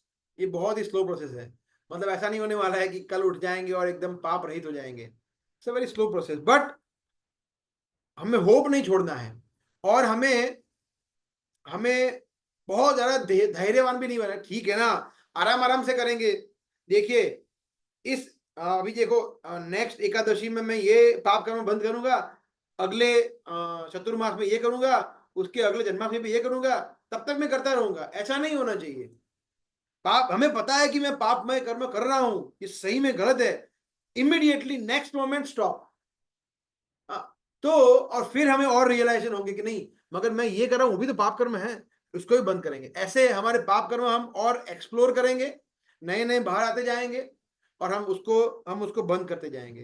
That is अनर्थ निवृत्ति, दैट इज नाम के बल पर पाप करना जो है वो ऐसे हम धीरे धीरे बंद करेंगे। वरना ऐसा तो होने वाला नहीं है कि हम एकदम से पाप कर्म से मुक्त हो जाएंगे, और ऐसा भी नहीं होने वाला है, ऐसा भी नहीं होना चाहिए कि आप पाप कर्मों को सालों साल तक धीरे धीरे धीरे धीरे करके बंद करो। Immediately we should stop them. So last में हम देखेंगे last 5 minutes, then we can take question answers if you have, कि जैसे हम सब जानते हैं कि हम सभी लोग अभी भक्ति प्रोसेस में जुड़े हुए हैं। हम में से कुछ लोग दीक्षा लिए हुए हैं और कुछ लोग जो है वो दीक्षा ग्रहण करने वाले हैं। कुछ लोग जो है 16 माला जप कर रहे हैं, कुछ लोग जो है 16 माला शायद जब अभी मोस्टली या सब लोग कर ही रहे हैं। कुछ लोग जो है वो 4 नियमों का पालन कर रहे हैं, मेजोरिटी लोग। कुछ लोग जो है उसमें शायद एक दो 19-20 एक दो नियम है, ठीक है ना। बट हम लोग सभी अग्री करेंगे एक बात से कि जो बाहर के लोग हैं उनसे तो हम लोग भक्ति में जुड़ चुके हैं। वो लोग तो माला का जप नहीं कर रहे, हम तो कम से कम कुछ तो कर रहे हैं। तो अगर हम वो लोग पाप कर रहे हैं तो वो स्वाभाविक है, वो स्वाभाविक है, वो तो करेंगे ही ना, उनको पता ही नहीं है, वो पता ही नहीं क्या कर रहे हैं तो करेंगे। मगर सब कुछ जानबूझ के अगर हम पाप कर रहे हैं तो कितना शर्मनाक है, शेमफुल है। सब कुछ जानते हुए हम लोग पाप कर्म कर रहे हैं, it is even more shameful. मैं तो चुल्लू पानी में डूब डूब मरना चाहिए अगर हम सब कुछ जानते हुए पाप कर रहे हैं तो। इसलिए हमें सावधान रहना चाहिए, बिकॉज कृष्ण देख रहे हैं, गुरु देख रहे हैं, प्रभुपाद देख रहे हैं कि ये व्यक्ति इतना सब कुछ मेहनत करने के बाद कोर्सेज किए, माला का जप किया, शुरू किया, ये किया, वो किया, भक्तों के संग में रहा, अब फिर भी अभी ये कर रहा है। कितने दुखी होंगे हमें देखकर प्रभुपाद, हमारे गुरु। तो उनको दुख ना पहुंचे, कृष्ण को दुख ना पहुंचे, उसके लिए हमें पाप कर्म एटलीस्ट कम करने होंगे या बंद करने होंगे। और ये तपस्या है, it is a very very strict austerity, है ना, कि पापमय कार्य न करना ये सबसे बड़ा तपस्या है। और आप देखेंगे 5वें स्कंद में ऋषभ देव अपने पुत्रों को जब शिक्षा देते हैं 5वें, let me share that shloka, very nice shloka. तो शुरुआत ही वहीं से करते वो नायम देहो देहभाजम, यस।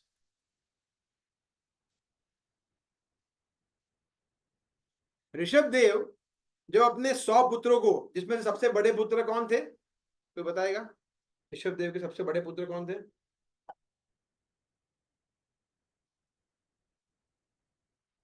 एनीवे भरत महाराज, है ना, फिर वो जड़ भरत जो बने वही। तो ऋषभ देव के सबसे बड़े पुत्र थे, 100 पुत्र थे, उनके सबसे बड़े पुत्र थे भरत महाराज। तो ऋषभ देव अपने पुत्रों को ये शिक्षा दे रहे हैं, आप सोचिए। उसमें वो क्या बोले, नायम देहो, अच्छा एनीवे, नायम देहो देहभाजाम नृलोके कष्टान कामान अर्हते विडभुजाम ये तपो दिव्यम पुत्र का ये न सत्वम शुद्धयेत अस्मात् ब्रह्म सौख्यम त्व अनंतम। ये श्लोक जो है ना प्रभुपाद ने इतने बार कोट किया है, अनलिमिटेड टाइम्स, बिकॉज ये जो है हमारा कृष्ण भक्ति का एसेंस है ये श्लोक एक्चुअली। चाहे वो ब्रह्मचारी आश्रम हो, गृहस्थ आश्रम हो, संन्यास आश्रम हो, चाहे वो ब्राह्मण हो, क्षत्रिय, सभी के लिए है।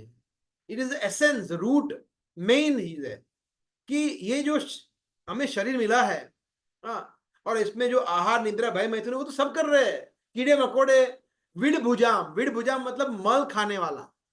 ये तो मल खाने वाला जो होता है सुअर, भुंड, वो भी करता है ये।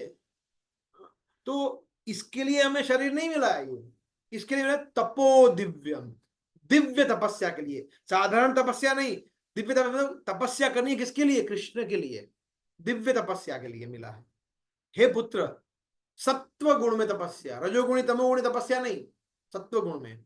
और इससे क्या होगा, हमारा आत्मा जो है वो शुद्ध होगा, प्यूरिफाई होगा, और ब्रह्म सौख्यम त्व अनंतम, हमें अनंत सुख मिलेगा।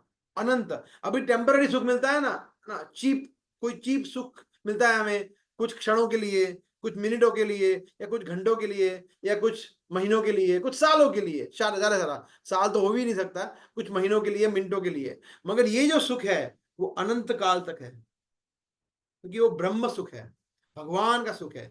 तो ये श्लोक है ना, प्रभुपाद ने बहुत बार कोट किया, ये श्लोक एक्चुअली तपस्या जो मूल, अगर हम तपस्वी बनेंगे, तपस्या करेंगे, तो पापमय कार्य करने का सवाल ही नहीं आता है। बिकॉज वाचो वेग, जब उपदेशामृत में हमने लिया ना, वाचो वेगम मनसा क्रोध वेगम, तो हर एक जो वेग है उसको कंट्रोल करेंगे, दैट इज तपस्या, वही तो तपस्या है। और ये कृष्ण कहते हैं प्राक शरीर विमोक्षणा, जब तक शरीर रहेगा तब तक करना है, ऐसा नहीं है कि भाई कुछ समय के लिए करना है। My dear boys, of all the living entities who have accepted material bodies in this world, one who has been awarded this human form should not work hard day and night simply for sense gratification, which is available even for dogs and hogs that eat stool. जो सभी के लिए है, कुत्ते बिल्ली सभी के लिए है। One should engage in penance, तपस्या में, and austerity to attain divine position of devotional, भक्ति के अनुकूल तपस्या करना है। By such activity, one's heart is purified, हृदय शुद्ध होता है, and when one attains this position, he attains eternal blissful life, which is transcendental to material happiness and which continues forever. तो उसे शाश्वत काल तक सुख मिलता है। Such a beautiful shloka. आप सोचिए ऋषभ देव ने मतलब इतनी सुंदर शिक्षाएं दी है, इतने अच्छे अच्छे श्लोक है इसमें, ये पूरे चैप्टर में, 5वें स्कंद के 5वें अध्याय में, मगर उसमें सबसे पहला श्लोक क्या बोला, आप सोचिए, ये तपस्या करो, तपस्या नहीं होगा तो कुछ नहीं होगा। तो ये बहुत इंपॉर्टेंट, ऋषभ देव की, कपिल देव की शिक्षा है ना, ये बहुत ही स्ट्रॉन्ग शिक्षा है, जड़ भरत की शिक्षाएं हैं, वेरी वेरी पावरफुल इंस्ट्रक्शंस। तो ये भागवत में जब हम पढ़ते हैं ना, तो फिर धीरे धीरे धीरे हमें पता चलता है कि नहीं, क्यों महत्व है तपस्या का, पापमय कार्य न करने का, ऐसा। ठीक है। So lastly what we will do, कि अगर किसी व्यक्ति इसको रेक्टिफाई कैसे करें, है ना? अगर सातवां नाम अपराध हो गया है तो रेक्टिफाई कैसे करें।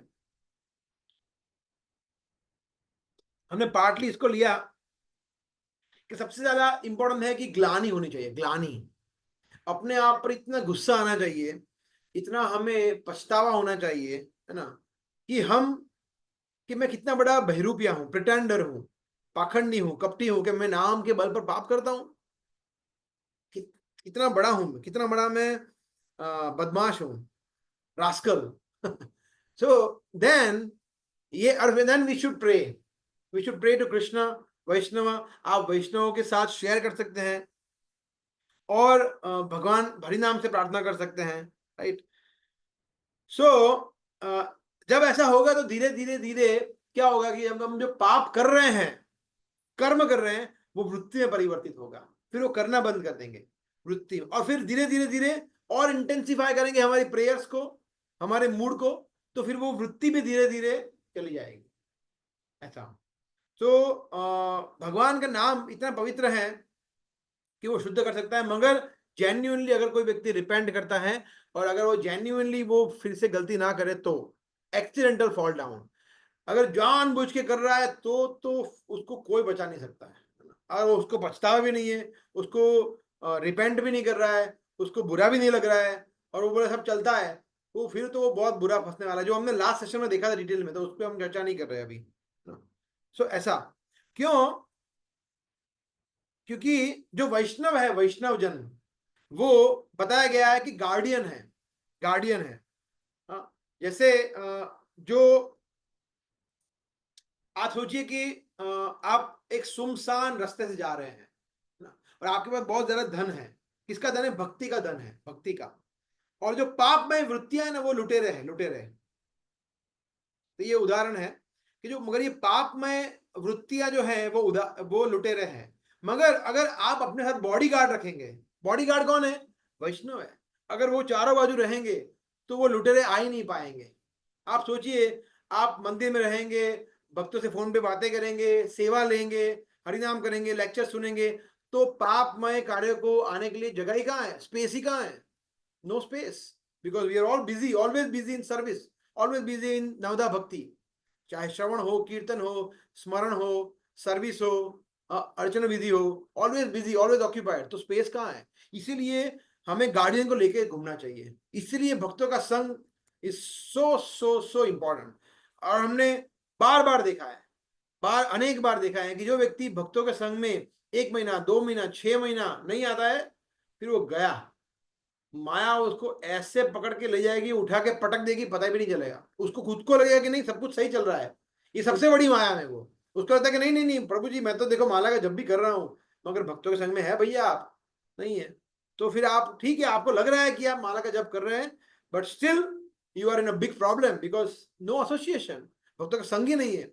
हाँ, एकांत की हरेर भक्ति उत्पादेव कल्पते, अगर आप अकेले अकेले भक्ति करेंगे, श्रुति स्मृति पुराण आदि पंचरात्रि की विधि बिना, तो फिर भक्तों का संग नहीं होगा, एकांत की, अकेले अकेले में क्या भक्ति करेंगे। सो yes, so that is what it is. So we should try and pray to Harinam, we should try and pray to devotees and Guru and Prabhupada, कि हम ऑलरेडी बहुत पाप कर चुके हैं, अभी भी वृत्ति, बहुत सारी पाप में वृत्ति है हमारी, तो हरि नाम से प्रार्थना करनी चाहिए कि हमें वो वृत्ति धीरे धीरे कम हो, और हमेशा जैसे प्रभुपाद प्रार्थना करते थे भगवान से कि मुझे अपनी माया से बचा के रखिए, ऐसे हमें भी प्रार्थना करनी चाहिए भगवान से कि सिर्फ आप ही बचा सकते हैं अपनी माया शक्ति से मुझे। तो okay, so we stop here. किसी कोई प्रश्न है, comment? We have got Haresh Govind Prabhu also from Shri Vrindavan Dham, तो हमें विशेष कृपा दे सकते हैं, he can also answers questions. Hare Krishna Prabhu. Yes, हाँ माता जी। वो स्वीकार संध्या क्या होता है और कैसे, क्या है वो स्वीकार संध्या के बारे में जानना है। या त्रिकाल संध्या है ना, वो दो शब्द, दो मीनिंग बोल सकते हैं। त्रिकाल संध्या एक संप्रदाय है जिसमें वो लोग त्रिकाल संध्या करते हैं, जिसमें वो बोलते हैं कि एक बार भगवान को प्रणाम करो सुबह उठ के, एक बार भगवान को प्रणाम करो खाते समय पे, और एक बार भगवान को प्रणाम करो सोते समय पे, बस हो गया। ये त्रिकाल संध्या वो लोग बोलते हैं। मगर ठीक है, जो कुछ भी नहीं कर रहा है उससे बेटर है वो कुछ कर रहा है, मगर हमारे लिए वो नहीं है। हमारे लिए क्या है? ध्यान स्तुवंत तस्य यश त्रिसंध्यम। जैसे हम गाते हैं रोज मंगला आरती में कि गुरु को 3 बार, कम से कम मिनिमम 3 बार हमें प्रणाम करना चाहिए, और उनसे प्रार्थना करनी चाहिए। ऐसा सिमिलरली महाराज बता रहे थे कि 3 बार हमें भगवान से प्रार्थना करनी चाहिए मिनिमम। ऐसा कि जैसे हम जो प्रार्थना करते हैं त्रिसंध्यम गुरु से 3 बार, हम ज्यादा ही करते हैं। जैसे आप भगवान को आरती करते हैं, तो आरती करने से पहले आप भगवान के दर्शन करते हैं, दर्शन आरती में या मंगला आरती में सॉरी, या गुरु पूजा में, या फिर आप भोग लगाते समय भगवान को प्रार्थना करते हैं, उस समय भी आप गुरु मंत्र बोलते ही हैं, प्रभुपाद का प्रणाम मंत्र बोलते हैं, फिर आप वैष्णव प्रणाम मंत्र बोलते हैं। तो इस तरह से हम एक दिन में 3 बार से ज्यादा ही प्रार्थना करते हैं। तो उस समय पे हमें ये प्रार्थना करनी चाहिए, हमारे कॉन्शियस माइंड में आना चाहिए कि प्लीज गुरु महाराज, प्लीज प्रभुपाद, आप कृपा करिए कि मैं अपने आप को शुद्ध कर पाऊं। इस तरह से प्रार्थना होनी चाहिए ऐसा। मगर जरूरी नहीं है कि 3 बार ही, आप ज्यादा भी कर सकते हैं, मगर ये महाराज बता रहे कि 3 बार कम से कम करना चाहिए हमें। तो भगवान को लगता है कि ये व्यक्ति सिंसियर है, ऐसा उससे हमारी सिंसियरिटी भगवान को समझ में आती है ऐसा। वो ये शब्द काफी बार मैंने सुना, त्रिकाल संध्या, इसलिए आज पूछा मैंने। त्रिकाल संध्या, त्रिकाल 3 बार, काल मतलब 3 बार, और त्रिसंध्यम अगर आप हमारा मंगला आरती जो विश्व चक्र ठाकुर ने लिखा है उसमें क्या आता है लास्ट में, लास्ट लाइन क्या है? ध्यान स्तुवंत तस्य यश त्रिसंध्यम। तो वो त्रिसंध्यम वहां से है। वो त्रिकाल संध्या मैंने बताया ना, वो अलग है, वो एक संप्रदाय में है, उस पर हम चर्चा नहीं करेंगे, वो अलग है, उनका फिलोसॉफी है, ठीक है। मगर हाँ, जो लोग कुछ नहीं कर रहे हैं उनके लिए वो अच्छा है कि एटलीस्ट 3 बार तो वो भगवान को याद कर रहे हैं और वो गीता के श्लोक बोलते हैं उसमें, दैट इज ओके। बट सिर्फ वही करो वो अच्छा नहीं है। प्रभुपा कहते हैं 24 hours, why 3 times 24 hours remember Krishna. Prabhupada का तो स्टैंडर्ड ये है ऐसा। Yes, Hare Prabhu, maybe you can take the next question. Hare Krishna, Prabhu. Yes, Prabhu.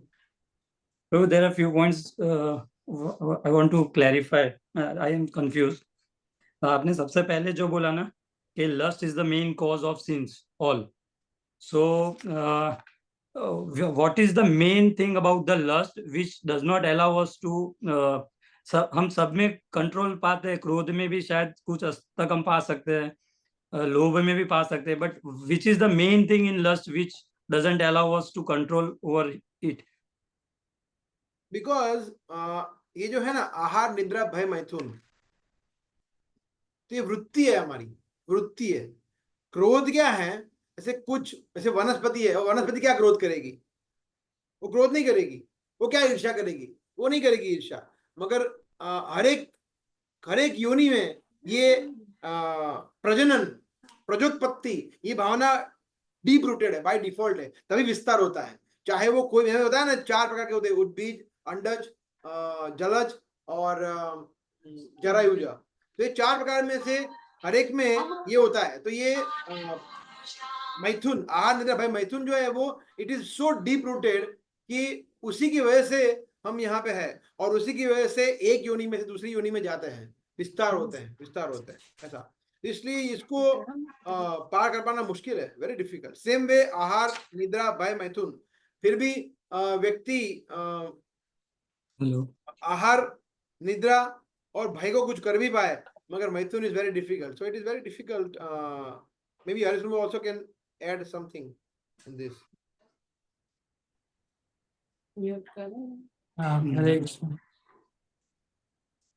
So main चीज जो है, जो लस्ट उन्होंने प्रश्न पूछा क्या चीज होती है वो, सो मेन चीज होती है हमारी डिजायर। ये जो हमारी इच्छा होती है वो हम उसको कैसे टोटल कर रहे हैं कृष्ण की सेवा में, उसके ऊपर डिपेंड होता है कि हम कैसे काम, क्रोध, लोभ, मोह को हम इत्यादि को हम कंट्रोल कर पा रहे हैं। एक होता है डिजायर और एक होता है इंद्रियों का एंगेजमेंट। श्रील प्रभुपाद जब गए थे अमेरिका, तो हम देख रहे थे कि सारे लोग जो थे, फॉरेन जो अमेरिकन थे, वो इस सभी चीज़ों में लुप्त थे एकदम। बट वन थिंग जिससे वो सारी चीज़ें मुक्त कर पाए वो क्या था, उन्होंने अपनी सारी डिज़ायर को टोटल किया प्रभुपाद की सेवा के लिए। तो हमारी डिज़ायर और हमारी इंद्रियों को टोटल करना भगवान की सेवा के अंदर, वो सबसे ज़्यादा इम्पैक्टफुल होता है सारी चीज़ों को कंट्रोल करने के लिए। यानी हमें इतना एंगेज होना पड़ता है खुद को कि हमें वो चीज़ को प्रति हमारा ध्यान ही ना जाए। एंड ऑब्वियसली उससे बाहर निकलने के लिए एक सबसे बड़ा एलिमेंट है, वो होता है मर्सी, जो कृपा हम जिसको बोलते हैं ना। गुरु कृष्ण कृपा तार नहीं प्रवर्तन। गुरु और कृष्णा के बिना हमारा कभी प्रवर्तन नहीं हो पाता है। मतलब हमारे अंदर, अगर आज हमारे अंदर कोई चीज़ डेवलप हुई है, वो केवल और केवल गुरु और कृष्णा की कृपा से हुई है। और गुरु और कृष्ण कैसे कृपा करते हैं, वो हमारे सिंसियर एंडेवर्स देख के कृपा करता है। वो देखते हैं ना कि जब ये व्यक्ति जो है कितना स्ट्रगल कर रहा है इस वस्तु को छोड़ने के लिए, है ना, तो स्ट्रगल जब हम करते हैं और जब हम स्ट्रगल के साथ साथ प्रार्थना करते हैं तो हम इससे मुक्त हो पाते हैं।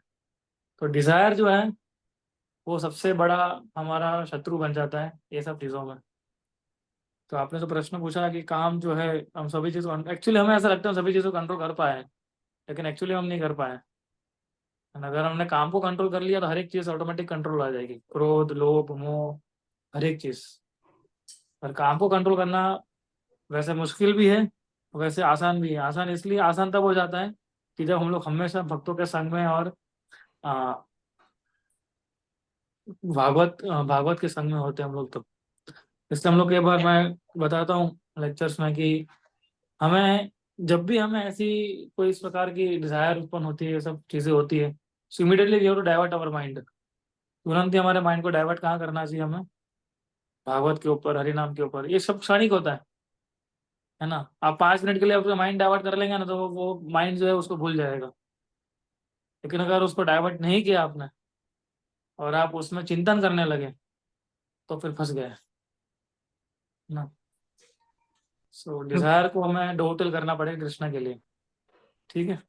तो प्रभु जी, इसका मीनिंग ये हुआ ना कि गृहस्थ और ब्रह्मचारी दोनों के लिए काम, मीन्स ब्रह्मचारी जो लोग हैं उन्होंने डेफिनेटली काम पे वो कंट्रोल हो गया, बट गृहस्थ जो भक्त है वो काम पे कभी, काम जो काम है उस पे वो कभी कंट्रोल नहीं कर पाएंगे, मीन्स वो नहीं आएगा। That that that can be. नहीं, ऐसा नहीं है। श्रील प्रभुपाद जी ने हमें बहुत सारी जगह पे बताया भी है कि अगर कोई गृहस्थ जो है ना, ठीक से अपने परिवार का ध्यान रखता है, अपने पत्नी, केवल और केवल अपनी पत्नी के बारे में ही वो सोचता है, या केवल खाली प्रजोत्पत्ति करने के लिए वो आ, अपने इंद्रियों को उपयोग करता है, तो वो भी ब्रह्मचारी जैसा ही है ना, उसमें कोई अंतर नहीं है। सो अभी हमें देखना है कि हम किस प्रकार से हमारी डिजायर्स को टोटल करते हैं। ऐसा नहीं है कि किसी ने काम को कंट्रोल कर लिया, किसी ने काम को कंट्रोल नहीं किया। काम के बहुत अलग अलग फॉर्म्स होते हैं, उससे फिर कभी चर्चा करेंगे। लस्ट खाली ऐसा ही नहीं होता, खाली सेक्सुअल डिजायर्स, है ना, अलग अलग उसके फॉर्म्स होते हैं, है ना। जैसे किसी चीज के प्रति आकर्षण होना ना, फॉर एग्जाम्पल हम देख सकते हैं कि गैजेट्स हो गए, या दूसरी दूसरी जगहों पे हमें कोई भी चीज़, आपने प्रसाद हो गया, मान लीजिए खाना हो गया, हाँ, तो ये सारी जो उत्पत्ति चीजें जो हमें करते हैं, वो सारी एक प्रकार से लस्ट के फॉर्म में ही, लस्ट का ही फॉर्म है एक प्रकार से, है ना। ऐसे अननेसरी आकर्षण पैदा होना किसी भी वस्तु के लिए, दैट इज लस्ट। और फिर हम क्या करते हैं, क्योंकि हम उसको कंट्रोल नहीं कर पाते, तो उस चीज के पीछे भागते रहते हैं हम लोग, है ना। तो लस्ट के अलग अलग सटल फॉर्म भी होते हैं। ग्रॉस ग्रॉस फॉर्म में भी हम देख सकते हैं, सटल फॉर्म में हम लोग देख सकते हैं जिस प्रकार से हमारा माइंड जो है वो किस प्रकार से चिंतन मनन कर रहा है। वो भी इतना ही इम्पोर्टेंट है कि हमारा मन जो है वो कहाँ कहाँ लगा हुआ है। सो इसलिए हरिनाम जो है, क्यों हम बार बार बोलते हैं कि हरिनाम पे फोकस करो, क्योंकि हरिनाम जो है क्यों डायरेक्ट हमारे मन के ऊपर इम्पैक्ट डालता है। जैसे जो व्यक्ति ध्यान से जप करता है, ध्यान से जप करने की कोशिश भी करता है, तो वो हर एक प्रकार की इच्छा को वो सीख जाता है कि कैसे मेरी डिजायर को टोटल करना है हमें। चाहे किसी भी आश्रम में हो व्यक्ति, ब्रह्मचारी, और देखो लस्ट इतना खतरनाक चीज है, 4 आश्रम में से 3 आश्रम में तो वो कर ही नहीं सकते आप। ठीक है ना, वो तो निषेध है। आउट ऑफ 4 इन 3 वो निषेध है। और जो एक बचा हुआ है गृहस्थ, वो भी कैसा लिमिटेड है, उसमें कंट्रोल्ड वे से हमें करना है, केवल और केवल बच्चों को उत्पन्न करने के लिए। तो इतना रेस्ट्रिक्शन क्यों है उसके अंदर, केवल इस चीज के अंदर? तो रेस्ट्रिक्शन इसलिए है क्योंकि ये चीज जो है अनकंट्रोल्ड वे से हम लोग उसको कंट्रोल नहीं किया जा सकता है भक्ति के बिना, है ना। केवल भक्ति और हरिनाम ही हमें मदद कर सकता है उसको कंट्रोल करने के लिए। तो हमें गृहस्थ आश्रम में है हम लोग, तो इसका मतलब ये भी नहीं होता है जैसे कई बार हम देखते हैं गृहस्थ के और बोलते हैं कि हम तो गृहस्थ हैं, हम कुछ भी कर सकते हैं। ऐसा नहीं होता है। हम गृहस्थ है तो हमें बाहर जाना पड़ता है फैमिली फंक्शंस में या मैरिज फंक्शंस में, इस प्रकार से। तो हम वहाँ जाके हम चाहे वो सारी चीज़ें कर सकते हैं, ऐसा नहीं होता है ना। प्रभुपाद के तात्पर्य में आप देखिए, प्रभुपाद ने कभी भी चारों आश्रम के लिए उन्होंने कभी डिवीजन नहीं बनाया। अगर मॉर्निंग प्रोग्राम है तो चारों आश्रम के लिए, 16 माला सुबह उठ के करनी चारों आश्रम के लिए, 4 नियम का पालन करना है सारे आश्रम के लिए, है ना। इसलिए प्रभुपाद ने कभी डिफ्रेंशिएट नहीं किया इन सारी चीजों को। तो अगर हम ऐसा सोचते हैं तो फिर हम क्या उसको ढील दे देते हैं डिजायर को। और दूसरा क्या होता है कि हमें कोई देखने वाला भी नहीं होता है जब घर पे होते हैं, है ना। तो हमें कौन देखता है? कोई भक्त आपके घर पे हर रोज आता नहीं है ना। लेकिन जो भक्त मंदिर में रहते हैं वो तो चारों ओर उसके ऊपर नजर होती है ना। सुबह मंगला आरती में आया कि नहीं आया, वहाँ चैंटिंग में बैठा है कि नहीं बैठा है, ठीक है, दर्शन आरती में आया कि नहीं आया, गुरु पूजा में आया कि नहीं आया, भागवतम क्लास में आया कि नहीं आया, पूरा दिन क्या सेवा कर रहा है ना। रूम भी खुला होता है, कभी भी कोई आ सकता है ना। तो ओपन लाइफ होती है वो। तो वैसी लाइफ में क्या है कि हम ऑटोमेटिकली हम ऐसे कार्यों में लग ही नहीं पाते हैं। इसलिए गृह शास्त्र में बहुत ध्यानपूर्वक हमें भक्ति करनी होती है। इसलिए मैं कई बार बोलता हूँ कि जरा डिफिकल्ट भक्ति करना गृह शास्त्र में, ब्रह्मचर्य और संन्यास आश्रम से भी, क्योंकि वहां कोई देखने वाला नहीं होता है। अगर आप बोलेंगे कि हम इतना कर रहे हैं तो हमें मानना पड़ता है ना, कि यस आप कर रहे हैं। कोई घर पे देखने नहीं आएगा तो आपको अगर ये इसको कंट्रोल करना है ना, तो केवल और केवल हमारी डिजायर को टोटल करके और हरिनाम के ऊपर श्रद्धा रख के ही कर पाते हैं हम लोग। डर गए। हाँ। प्रेमिलस को कुछ ऐड करना चाहेंगे आप इसमें? हाँ। कोई प्रश्न किसी का हो तो। हरे कृष्णा प्रभु जी, वासना और वृत्ति में क्या डिफरेंस है?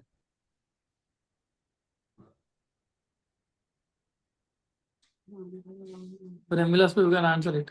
वासना और वृत्ति। वृत्ति, आर दे सेम और दे आर डिफरेंट? आपने बोला ना कि वृत्ति बोलते हैं उसको जो हमारी हैबिट्स हो जाती है। या सो वृत्ति इज टेंडेंसी बेसिकली जो डिजायर, रिपीटेड डिजायर जब होती है, जहां तक मैं समझता हूँ, तो फिर वो वृत्ति बन जाती है ना। फिर वो एक आपका एक स्वभाव हो जाता है। तो डिजायर होती है, जैसे बताया अभी अरिस्टो ने कि डिजायर जब होती है तब उसको डाइवर्ट कर दे, तो फिर वो डिजायर को हम प्योरीफाई कर सकते हैं। क्योंकि डिजायर तो हर एक व्यक्ति करेगा ही ना।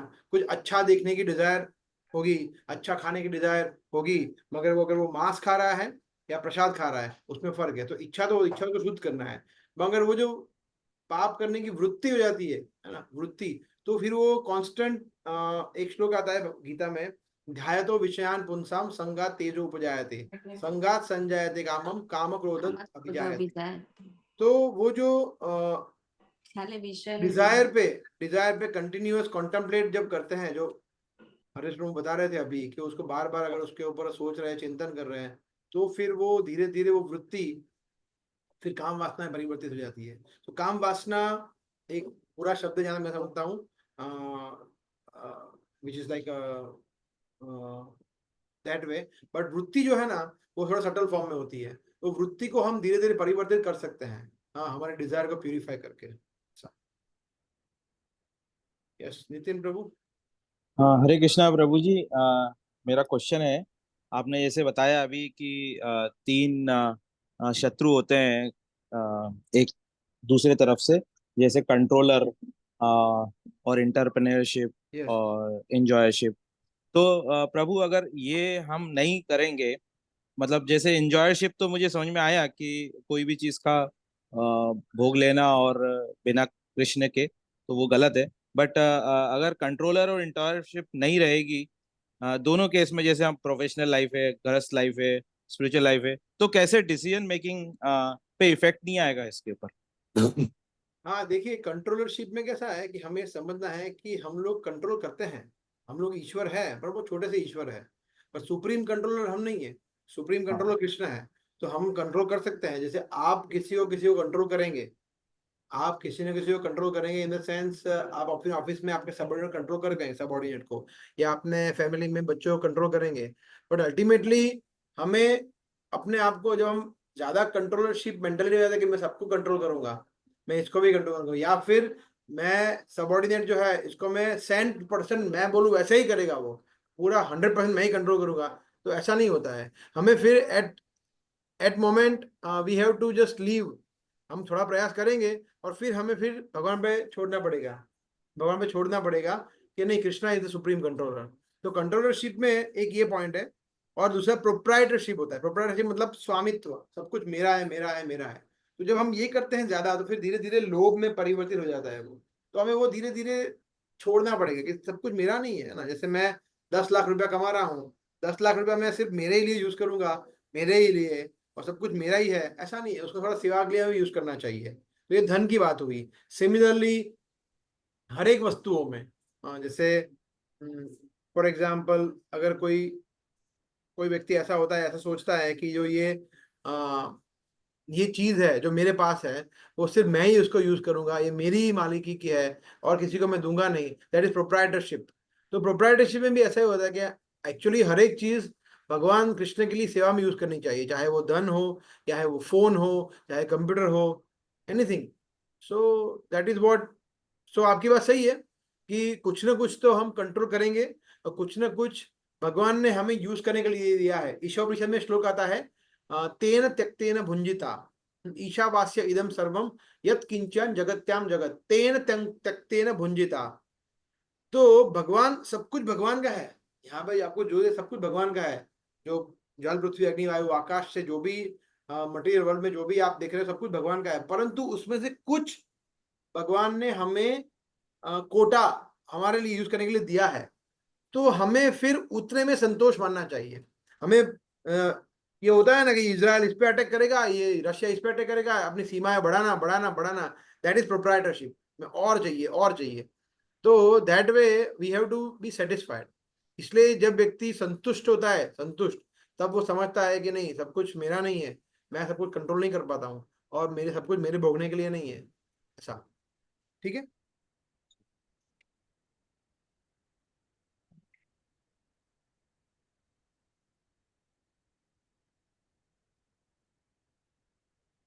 और कोई प्रश्न या पॉइंट्स? हरे कृष्ण। यस। हम जैसे भागवतम को फॉलो करते हैं, तो उसमें हम जनरली ऐसा देखते हैं कि ध्रुव महाराज है, प्रहलाद महाराज है, वो तो जंगल में जाके अकेले तपस्या करते हैं। तो फिर हमारे लिए ऐसा चांसेस नहीं होता है।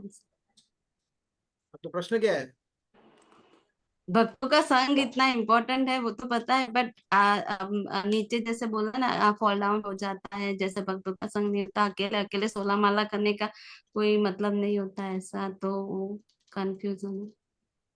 तो अभी प्रश्न नहीं समझ में आया मुझे, तो प्रश्न क्या है माता जी? ऐसा अगर हम फॉलो करते हैं ना ध्रुव महाराज को, तो वो तो अकेले जाके ही तपस्या करते थे ना, तो हम अकेले कर सकते हैं ऐसा। हाँ तो हाँ तो आपको ध्रुव महाराज को फॉलो करना है। जब आप बेबी नेक्स्ट चतुर्युग में, सतयुग आएगा, तब फॉलो करना उनको। अभी थोड़ी सतयुग में आए हम। तो यस, यू ऑलरेडी नो। अभी हमें फॉलो किसको करना है? चैतन्य महाप्रभु को करना है। तो हम कलयुग में हैं, तो कलयुग के युगावतार भगवान है। चैतन्य महाप्रभु को नित्यानंद प्रभु को फॉलो करना है हमें। तो we are not suppose to follow. तो भागवतम में हम अलग अलग वर्णन आता है। मोहिनी अवतार भी आएंगे, और समुद्र मंथन लीला आएगी, और नरसिंह देव आएंगे। तो हर एक में जो भक्तों ने जो किया है, जो भी, तो सब कुछ हम नहीं कर पाएंगे। हाँ, हम उनकी शिक्षाओं को फॉलो कर पाएंगे, उसमें जो मैसेज हमें आचार्य बताते हैं हम उसको एक्सट्रैक्ट करके उसको फॉलो कर पाएंगे, मगर हमें ये करना नहीं है। इसलिए चैतन्य ने क्या बताया है? धाम वास। हाँ, अभी हरेश कृष्ण वो भी अभी वन में ही है ना, वृंदावन में है ना, वो भी वन ही है। हाँ, बट वो वृंदावन है, वो भगवान का धाम है।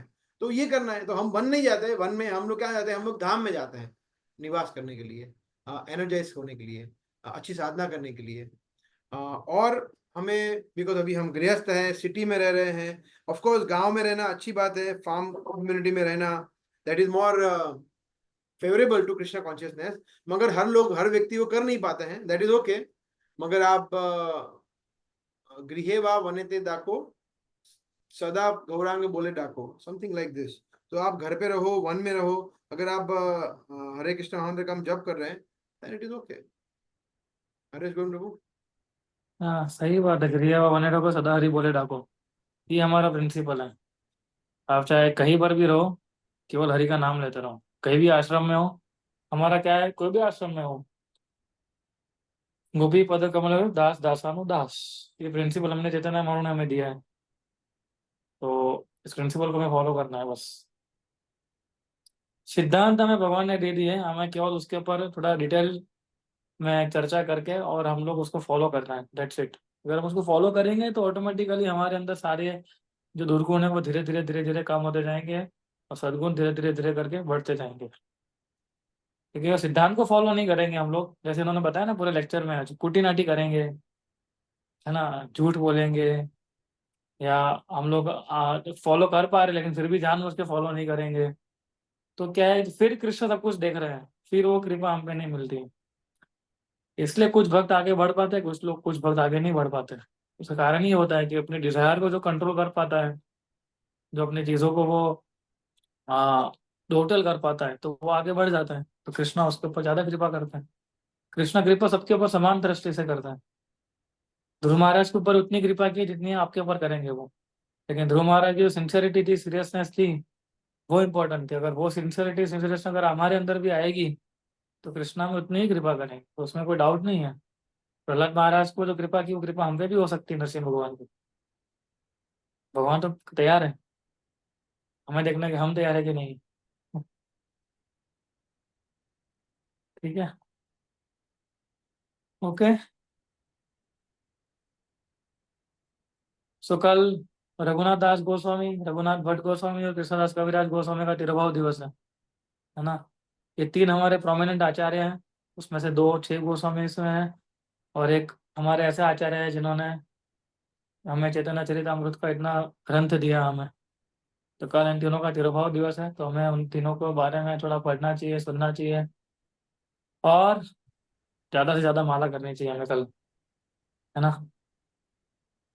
और कल हम लोग एक विशेष लेक्चर भी रखें कि कल हम लोग, अभी कार्तिक महीना आएगा 17 तारीख से, सो परसों से यानी, सो हम लोग कल थोड़ा उसके ऊपर ग्लोरीज ऑफ कार्तिक मंथ के बारे में हम लोग थोड़ा सुनने का प्रयास करेंगे कि कार्तिक महीने की क्या ग्लोरीज है। और हम पूरा महीना जो है, अभी चतुर्मास का लास्ट मंथ आ रहा है, तो अगर किसी ने चतुर्मास नहीं किया है तो ये महीना फॉलो करके भी पूरा वो लाभ उठा सकता है। केवल एक लास्ट मंथ करने के बाद करके भी वो पिछले 3 महीने का जो फ्रूट्स है वो ले सकता है। तो कल आप सब लोग आइएगा, शाम को इसी टाइम पे हम लोग मिलेंगे। और प्रेम विलास ने एक लेक्चर रखा हुआ है, रिकॉर्डेड लेक्चर जो मैंने रिकॉर्ड किया था कुछ समय पहले, तो लेक्चर आप सभी लोग सुनिएगा और उसके नोट्स ज़रूर बनाना, है ना। और फिर जब मैं वापस आ जाऊँगा, मैं 1 हफ्ते के लिए वृंदावन आया हूँ, तो जब मैं वापस आ जाऊँगा देन वी कैन डिस्कस। कुछ क्वेश्चंस होंगे आपके, कुछ पॉइंट्स होंगे जो हम डिस्कस कर सकते हैं, है ना। सो वो लेक्चर आप सुनिएगा ध्यान से, और हम लोग फिर उसका डिस्कशन कर सकते हैं जब मैं नेक्स्ट वीक वापस आ जाऊँगा तब। ठीक है, प्रेमविलास को anything. Okay, thank you. Hare Krishna. Hare Krishna Prabhu. Okay, Hare Krishna. Hare Krishna. की जय। जय।